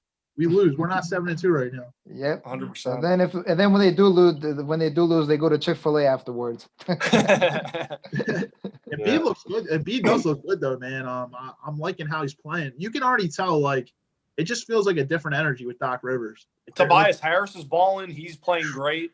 I mean, Crazy. other than the slow start he had, he's been balling out. The spacing looks amazing with Seth Curry, Danny Green. They just look like a better team. I feel like Doc Rivers is like used to this because he had Blake Griffin and he had DeAndre Jordan and he had Right. Chris Paul, JJ Redick. So it's just like it fits. Yeah, I have a question for y'all, man, because this actually came up on one of the forums. It wasn't on Facebook. It was one of the forums I found online. Right now, would you trade Ben Simmons to get James Harden? And yeah, that was some of the things I wanted to bring up. I mean, to be honest, for me, I wouldn't do it because it's too early. Like, a lot of people, like, you see it, and like, it's not just the Sixers pages, but like you see it on Twitter. It's like, and you hear it on like sports radio. There's a lot of fans out there that do want it because you want the offense side, but they don't really realize what you're giving up on the defensive end if you get Harden, because Harden. Yeah. Oh yeah, it's night and day defensively with Harden, who's like one of the worst defenders in the NBA, and Simmons, who's one of the best. Yeah. Offense Rivers- is just more flashy. Doc Rivers would be stressed out. Like, I agree with Tom. Like, I'm not gonna lie. Like, Harden and Embiid, like, that combo is just hard to imagine who the hell would stop that. But at the same time, I do want to see what this team has. And right now, I like where they're at. I wouldn't make that move yet. I really don't think that there's any harm in waiting either. I mean, like, honestly, I don't think that this is a situation where you have to move right now. Like, they wanted so much for Harden too. Like, like when it started out, where they want 3 firsts. I think they wanted Ben and they wanted like someone else. I'm like, what the hell? Are you kidding me? I want to give up. they're going to end up getting like nothing for Harden. That's how they always work out. Because you look at any of the trades in the past 5 years, it'd be like, Look at the age gap like too. team and 2 first rounders, and then they end up getting like a second rounder. Yeah. Look at the age gap too. I like Ben Simmons, you can't deny, like, he plays with intensity. Like, he's always like that. Like, and he has such a ceiling compared, like, Harden's like in his prime, towards the end of his prime. Harden's what, 31, 32, and Ben Simmons is 24, 25. That does not make sense at all. I mean, you might have to trade like a couple role players to get Harden. I would be awesome with that. Yeah, no, they want Ben Simmons 100% because they were already like expressing like I think they just want him for like his, like, they want a player like Ben Simmons, but at the same time, like, what they really always wanted was a center, right? But then, like, D'Antoni always went away from the center because he didn't want centers on the team. Like, the closest thing that Harden had to a center was Capella. That's what I'm saying. Like, if Harden did have Embiid, it'd be scary to watch. But I like what we got right now. That pick and roll would be nuts. Oh my gosh! Like, Good how luck could you defending defend that? I think don't know it's I think it's another aspect we're not looking at though when it comes to that Harden situation here. If we get, how is he gonna vibe into our locker room? How is he gonna fit into the locker room Very true. aspect? You know what I mean? Because right now we have a locker room where the players, I mean, we could say, everyone's fairly getting along pretty well and learning how to work with each other for the most part. From reports that we've heard is that Harden, is sort of a ball hog, is sort of a guy who doesn't really want to step up and play defense like we were just talking about here. How is that going to affect other players. Taking the shot clock to 20 seconds down to 4 seconds. Taking the shots, man. I Well, you guess, just put them at the 2. Don't keep them away from the 1. I mean, as long as you're winning, it should be harmonious nonetheless. And I think you need someone like Harden to the moment demands it, because they needed a player like that last year. I guess, Andrew, since you only got like 2 minutes left, how without Harden, how far do you see this team going? Pretty far this year? I would say my expectations are I would be disappointed if we didn't make the Eastern Conference Finals this year. I agree. We got to get out of the second round. Yeah. I mean, you look at the standings in the East, and that's definitely you could definitely at least get out of the East. I think the Bucks are a little down this year. I mean, you have the Knicks in the 5th seed right now. I mean, Yeah. Tom Thibodeau, bro. crazy. I think the Sixers can. Yeah. I think this. I like it, man, because basically, who do they have as the top 2? Probably the Bucks and the Nets. You have to be one of them. I don't know. I mean, the Bucks, they're good every year, but I don't know. They're in the 6th seed right now, but it's early. The Nets are in the 7th seed. Again, it's early. I mean, I'm just happy to see basketball back. Ultimately, Same, Yes. dude. Yes. I'm loving it. yeah. Outside of that, when it's not in the crazy arena they had with the Titantron and all that stuff. Yeah, I'm hearing like the noise in the background at the Sixers game. It actually does sound like fans are there. Like it's kind of crazy. Yeah, the pumped in sound noise. They got the air ball chant that they play. Oh man, it's exciting. I can't wait to be able to go to set, dude. The moment we're able to go to Sixers games again, dude, I'm gonna be looking for some tickets. Hell yeah. Man, I'm excited. I'm excited for basketball. You see, and then Steph Curry put up 63 the other night. Yeah, dude, he shut the haters up real quick. Yeah. Bradley Beal put up 60 against us. So And Bradley Beal's balling. he wasn't missing. I'm surprised he didn't stay hot in the 4th, man. He would have went for 70. I was like, dude, this dude's gonna try to tie Kobe for 81. Yeah, man, he was. Crazy, man. Hey, Stefan, you talked about Miami earlier. I got one thing to say about Miami, and I bet you Jimmy Butler misses Philadelphia right now. Maybe I don't know. He got to the finals last year too, so I don't know if he misses us too much. But honestly, if No, we he would have misses us. yeah. Honestly, he probably wishes he was here with Doc Rivers. I will say Yeah, that. hell yeah. Yeah. He wanted us to get rid of Brett Brown. That's the whole reason he left. We didn't do it. Jimmy so. Butler was that closer that Tom was talking about that we didn't have last year. That was Jimmy Butler's role. Like he was that closer that could hit the big shot and get that ISO. Because in the playoffs, you need it, man. You need it. The Yeah, game 100%. slows down. They were like this close to actually probably winning an NBA championship that year, by the way, if it wasn't for the double doink. Oh Yeah. Oh man. I hate that loss so much, man. Yeah, it's tough, man. It's kind of like the Alshon Jeffrey drop against the Saints. And Embiid defended that so well, bro. It just had to go in. That's Like, cool. Well, I was on fire that playoffs. Yeah, he was balling. Yeah, no one will stop The him. Raptors now, they're 1-6. Uh-huh. No Marc Gasol. That's a big one. Not having Marc Gasol anymore. Did they lose Fred VanVleet too? No, they have Van Fleet though. Yeah, it was They must have gave him that big ass extension. is Ibaka going or is he still there? He's still there, but they're looking to trade him. Okay. They're I mean, they're a rebuilding. little small then. Like what the hell? Like no Marc Gasol, no. The Celtics, like Kemba's been out of the lineup, right? But I mean they got Jason Tatum and they got Jaylen Brown. They're both ballers. And they got Brad Stevens as a head coach, man. So they're always going to be in it. A great head coach. I hate that he coaches for the Celtics. Same. Yeah, I'm a Butler fan. I don't know if you know that about me. I am a Butler fan. Like that was Brad Stevens is the reason why I love that team. For the college Butler. Yeah. Okay. No, bro, I was wrong. I take it back. No, Ibaka actually, Ibaka did get traded. He actually, he got traded to the LA Clippers, so they already got rid of him. That's probably why they're. Because I didn't see him like on the bench or anything when we Yeah, played. no, you were right. Yeah, I guess they must have traded him as soon as the season began because I thought he started. I don't see him on the roster here. I mean, they have some decent players, but they definitely need a star. Yeah, man. But oh well, I don't care. He's gone from the he doesn't play on a team that's one of our rivals, so oh well. Boston's a team. Boston actually looks pretty decent right now. I think Boston's like 6-3. So they're like right there. They're in the 4th seed. Yeah, man. Yeah, man. I'm gonna try. I'm gonna see what KD and Kyrie do in the playoffs together, man. That's gonna be interesting to look at as well.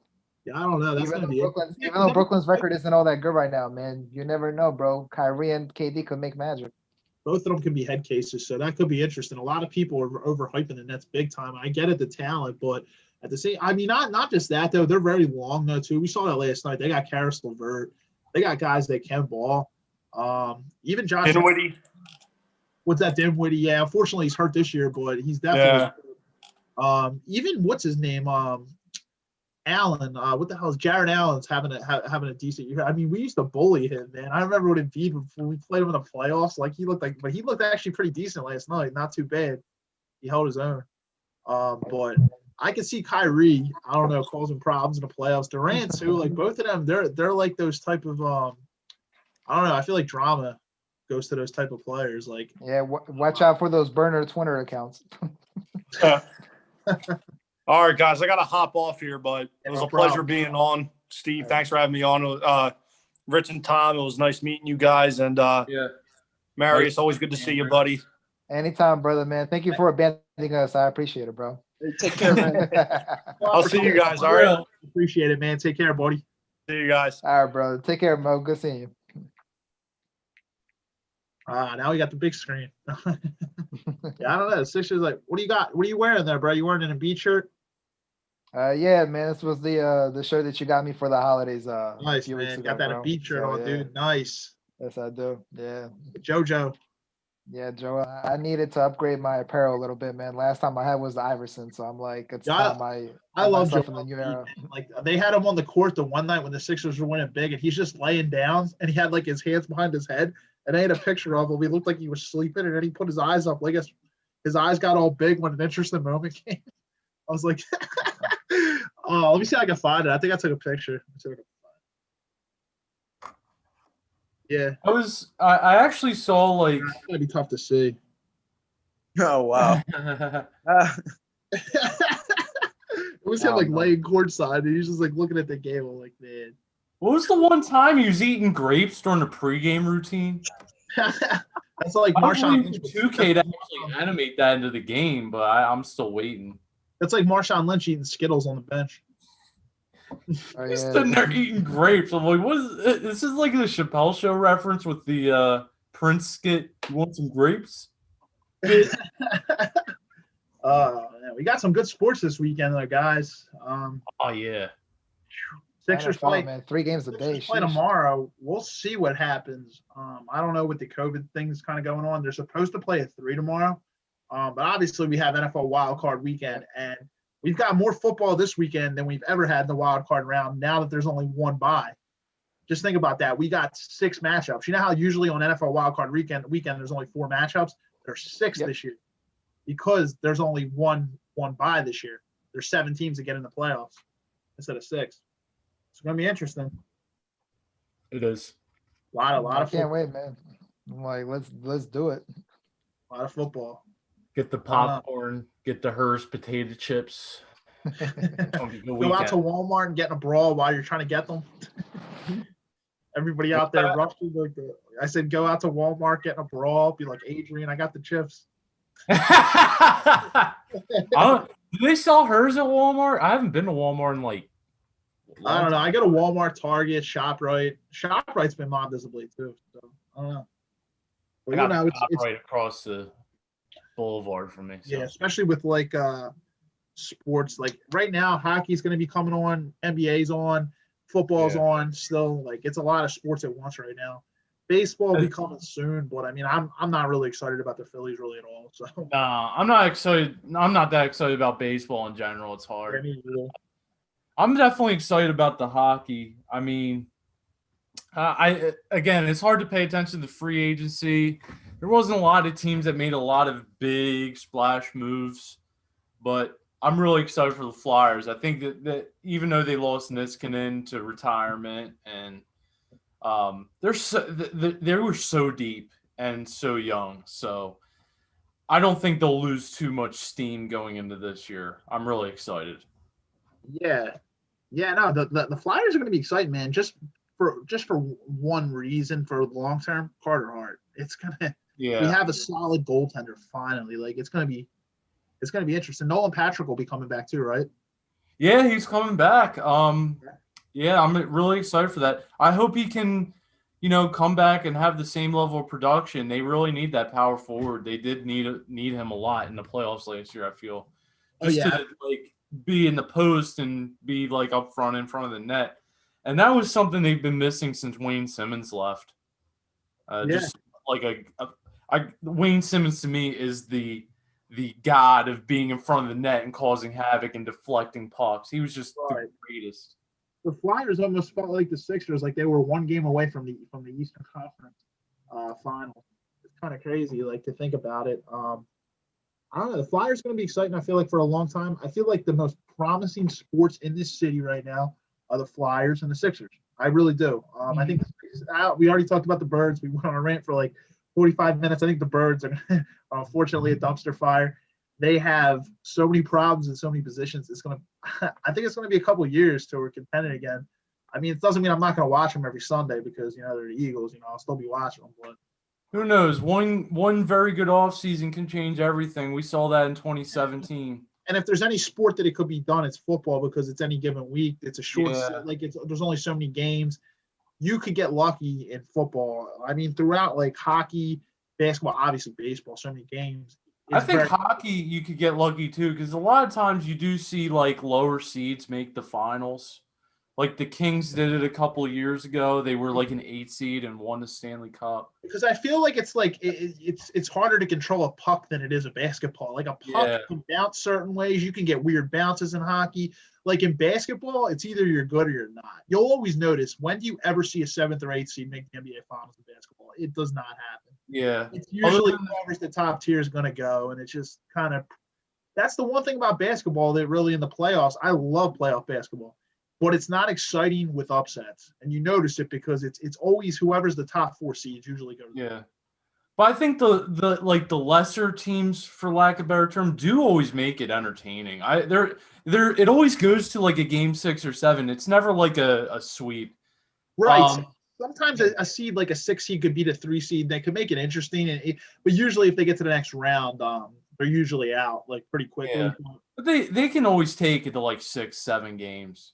Which makes it somewhat interesting, right? Like, I remember that's the thing. Like, I think that's the thing. But the bigger teams, when it comes down to 2 minutes left in the fourth quarter and games, they know how to get it done. Pull it out. They know what they're doing. Yeah. I unfortunately think, as good as I think the Sixers will be this year, I think it is going to be it's going to be very hard to stop the Lakers. I just think LeBron might win another one this year. We'll see what happens. Obviously, injuries and COVID, we don't really know what's going to happen, but. Man, the Lakers I feel like I'm a little biased, obviously, because I am a LeBron fan. But at the end of the day, too, like the man just knows how to get it done. If he's on your team, you always have a shot no matter what. He's one of the top 5 best in the past 50 years. I mean, he played one of the best teams of all time for 4 years. He played the Warriors. The Warriors crafted one of the best teams of all time. Exactly, yeah. And he's lucky to get one championship against the team that won 73 games in a regular. The best record out of them all. And was that one. I honestly think the best team. Did they sweep the West that year? Did they like not lose a game in the Western Conference that year? They like might have. They might not have. They were 73-9. I don't know. Marius might know that one. I'm talking about the playoffs. Like they swept, I think, 1 or 2 of the first 3 series. Maybe no. I don't think it was the year they went 73-9. I think it was the year where they won the last championship. They didn't sweep the West. I was going to say they didn't sweep the West the year they went 73-9 because you remember they went to Game 7 against OKC. Oh, okay, that's right. OKC. That was that year. I get them mixed up sometimes. Yeah. But with Durant, no, they were unstoppable. They were unstoppable. Yeah, that was the Durant going there just wasn't fair. There was no way LeBron was stopping them. Like, there's just no way. You don't have enough firepower to be able to do that. Like, not against that team. I mean, he had to put the Cavs on his back to win that one. I mean, he was everywhere that Game 7. He was absolutely everywhere. And especially in those last 3 games.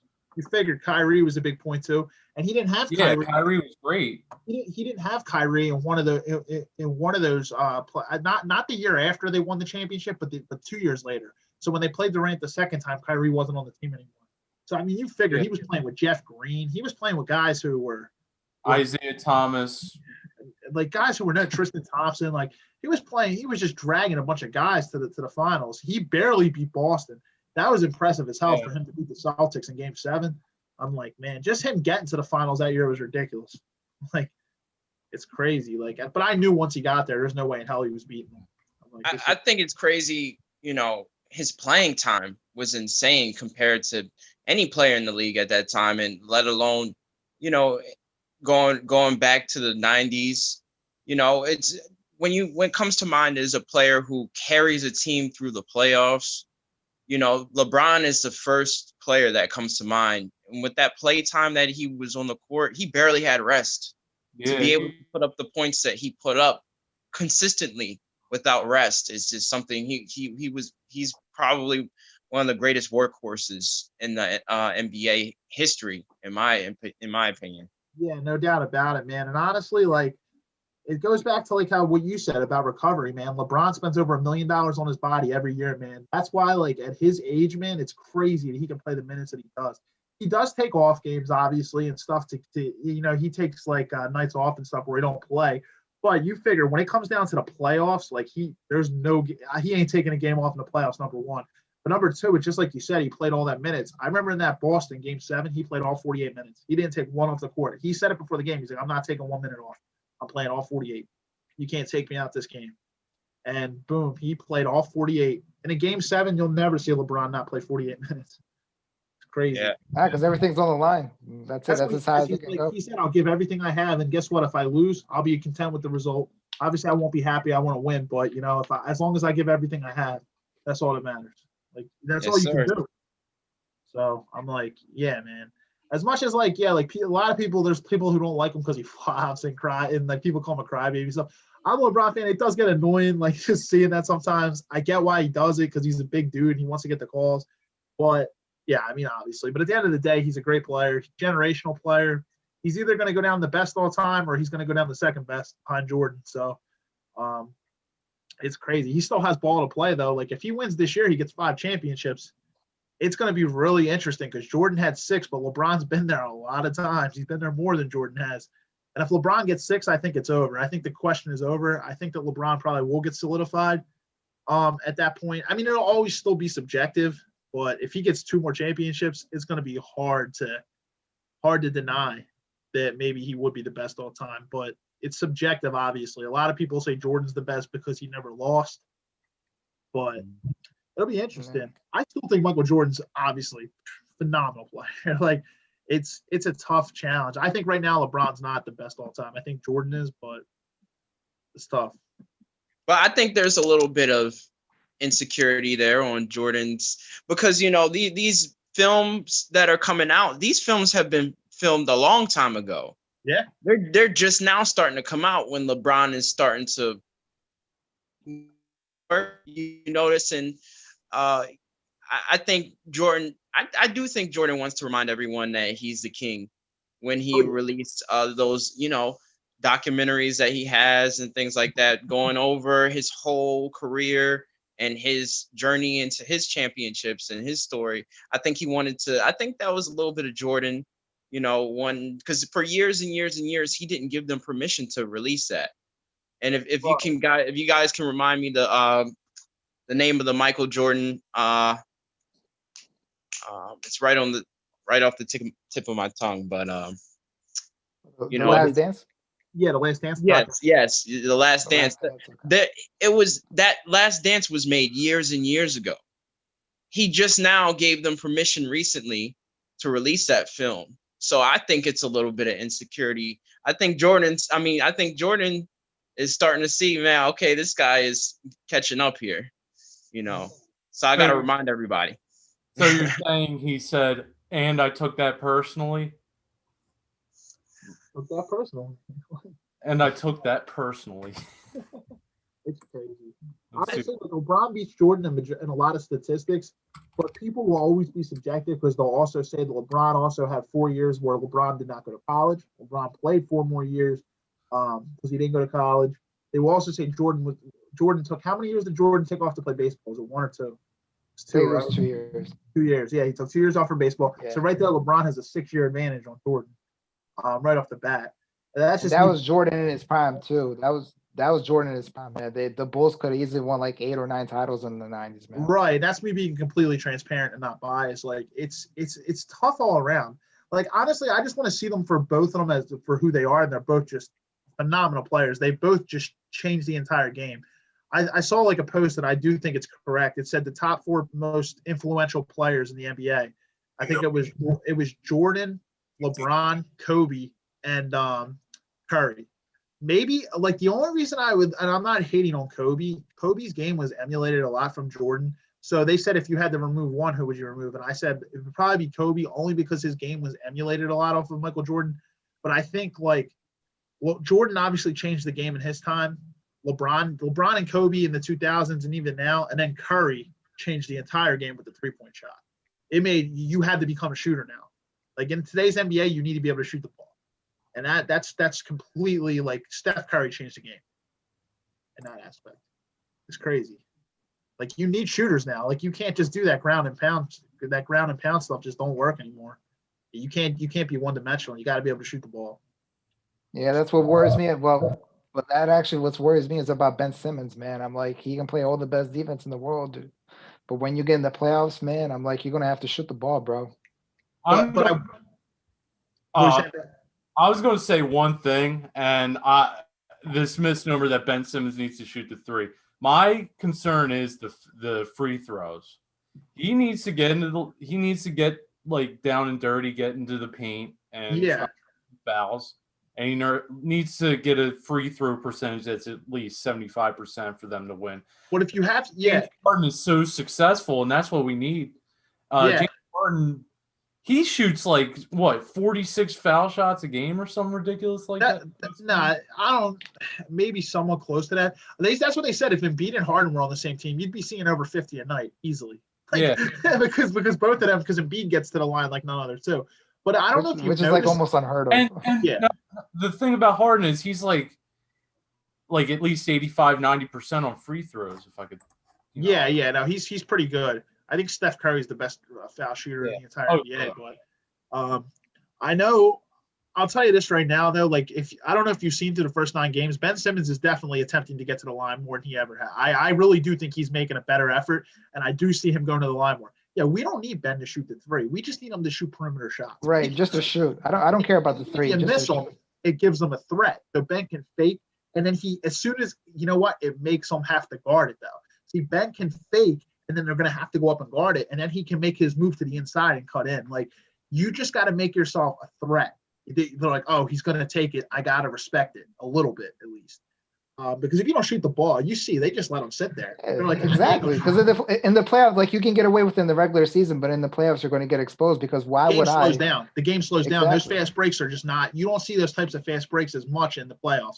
In the playoffs, everybody knows the game slows down. It's a completely slower game in the playoffs. But yeah, that those also, calls that you get in the regular season, you don't get those calls in the playoffs. But I also think that benefits Ben Simmons on the defensive end. When the game slows down, Ben's very, very tough to get to score on. So if he can just shoot on the perimeter, we'll be all right. But in terms of shooting, you say, with Ben Simmons not shooting, we do have some shooters now. Now we got Seth Curry. He can shoot the ball. He can create his own shot. A lot of people were trying to say about JJ Redick, they were comparing him to JJ Redick. JJ Redick, as much as I love him, and he was a high percentage shooter, he was a one-trick pony. JJ Redick could only catch and shoot. How many times did you ever see JJ Redick create his own shot? He just didn't. He was a catch and shoot guy. Seth Curry can create his own shot. He can do the dribble handoff. There's a lot of good things with Steph Curry. Danny Green's like a catch and shoot guy, but he can shoot the ball as well. And then I'm really liking, I wanted to talk to Andrew about this before he went off, but I didn't really get a chance to. Tyrese Maxey, man, he's actually looking pretty decent, and he's actually been hitting some threes. So we might have had a nice steal at 21 there in the draft with getting on Maxey. He's looking good. A lot of the experts love that pick, and I love that pick too. Curry is actually averaging 17 points a game. Yeah, he's averaging higher. And honestly, he's scoring more points. Yeah, he's averaging more than he was in his career. He's playing very, very well right now. I think a guy like that's going to be very important in the playoffs. Yeah, he's been a very good addition. And Tobias Harris, like we were saying, has really come on in these first 9 to 10 games. It's been 9 games. He's really come on. He's stepping up, and I think that has a little bit to do with him being coached by Doc Rivers previously. They have a little bit of a relationship there. It wasn't Doc's decision to let Tobias go. That was like a GM decision.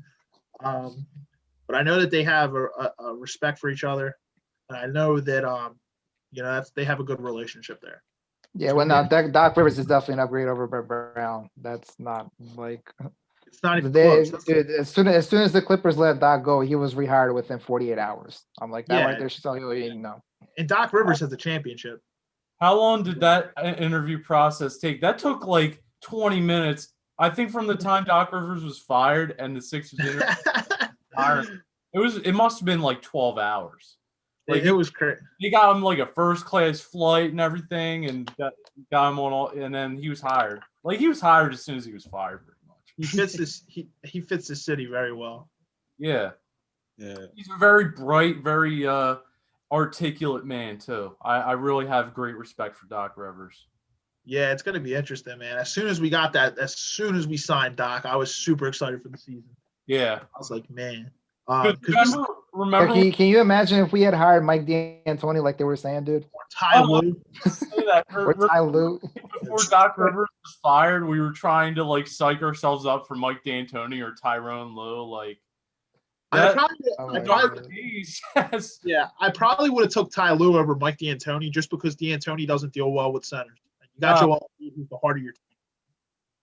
No. And he doesn't do defense. I've never seen Mike D'Antoni even coach defense.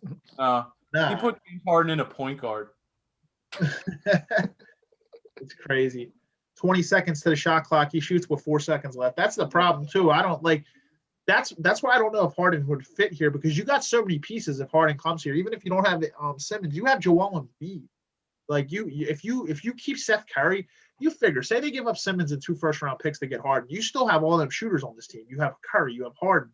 What do you do with all them players when you have Harden? Harden's going to take like 65% of the freaking ball down the court. These guys aren't going to get touches. That becomes a problem. Yeah, I don't know.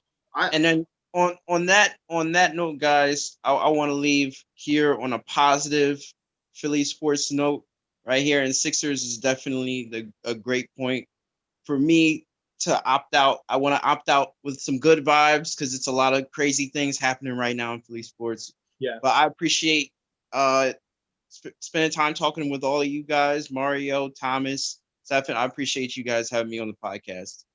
Yeah, absolutely, man. If we ever do another one, I'll definitely reach out to you guys. It's a pleasure having you on, man.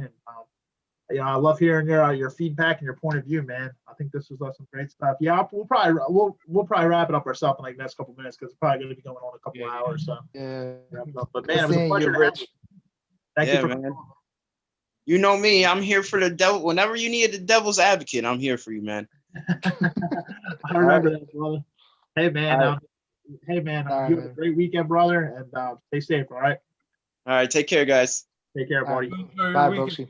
God bless, man. Take care, Broski. Have a good one, man. Take care. And then there were 3. Yeah, I guess in the next couple of minutes we can wrap it up. We touched on a lot of stuff. I think we got into the birds for a little bit there, and that wasn't even really planned. I know we were going to just talk about like the other NFL, but I knew that probably at some point we'd probably get into the birds.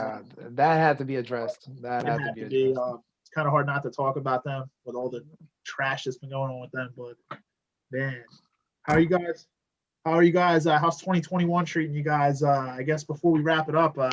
How's 2021 treating you guys out there? And if for anybody out there, feel free to chime in as always. It's been fine. I've just been working a lot. Just as usual, man. I got goals and things I want to achieve, and let's go and get it, man. No excuses. Yeah, definitely. Business as usual. Hopefully that stupid bug known as COVID can get the hell out of here, man. Because I'm sick and tired of thinking about it. And Hopefully yeah, we man. have I just hope- hopefully we have positive things on the horizon, and this is a lot better of a year than what we saw last year. Yeah, I I'm agree. I agree. Definitely. Yeah. Yeah, it's kind of crazy. But yeah, we talked about a lot of stuff tonight. We talked about the wild card round, talked about the Super Bowl, talked about the Birds, talked a little bit about the Sixers, NBA trade rumors, a lot of stuff. I guess I'll put some closing comments. We can just kind of wrap it up here tonight. To anybody out there watching, if you I haven't really checked the comments tonight. To be honest, it's been so in depth with us kind of talking. I just been kind of focused here, but anybody out there who if you watch this later on, feel free to comment down below if you got NFL predictions, if you got high hopes or predictions for the Sixers, whatever you guys want to talk about, comment down below. I'd love to hear your comments. Let us know how 2021 is going for you so far. Yeah, positive vibes. I always Yeah, start. man. I wish you and George the best of luck with the podcast, man. You guys have done a really good job. I mean, this was what, episode 15 or 16? 17. So you guys are on a roll, man. I hear you guys are going to have a lot of guests coming on within the next few Yeah. weeks up to the next month or so. So, I wish you to the best of luck, man. And hopefully we can grow and make this podcast the best there is, man. Yeah, thanks, man. I appreciate those kind words there, man. And yeah, we got big goals for this year. So, trying to have guests on majority of the episodes. And I think this was a great start having you guys on. And I really, really appreciate your guys' time tonight. And guys, it's 2021. And I usually end it with the slogan. I'm like, be true and be you. 2021. And just stay true to yourself. Yeah, that's a good message. Yeah, for sure. Yeah, I guess as we wrap it up, I just want to thank you guys for coming on tonight. I really, really appreciate you guys coming on. Yeah. Thank you so much for having me, man. I appreciate it. Yeah, no problem at all. Do you guys have any other closing comments or? Yeah. Looking forward to the next one, bro. Just looking forward to taking one day at a time, and I'm glad that our congressman's okay after all that mess that was going on. We don't have to get into it, but I'm just glad that no one, everybody's okay now, for the most part. Yeah, definitely. That's a good point, man. Yeah, that's all we can do, man. Is just take it one day at a time. Let's stay safe. Let's stay positive, because I think mentally is the most important factor of it, right? Do things to keep you in a positive mindset. Day in and day out. Sometimes, obviously, it can be tough, but just keep that. Try to keep that positive mindset, or do things that make you happy on a daily basis, day in and day out, and we'll all get through this together. Sure. Agreed, brother.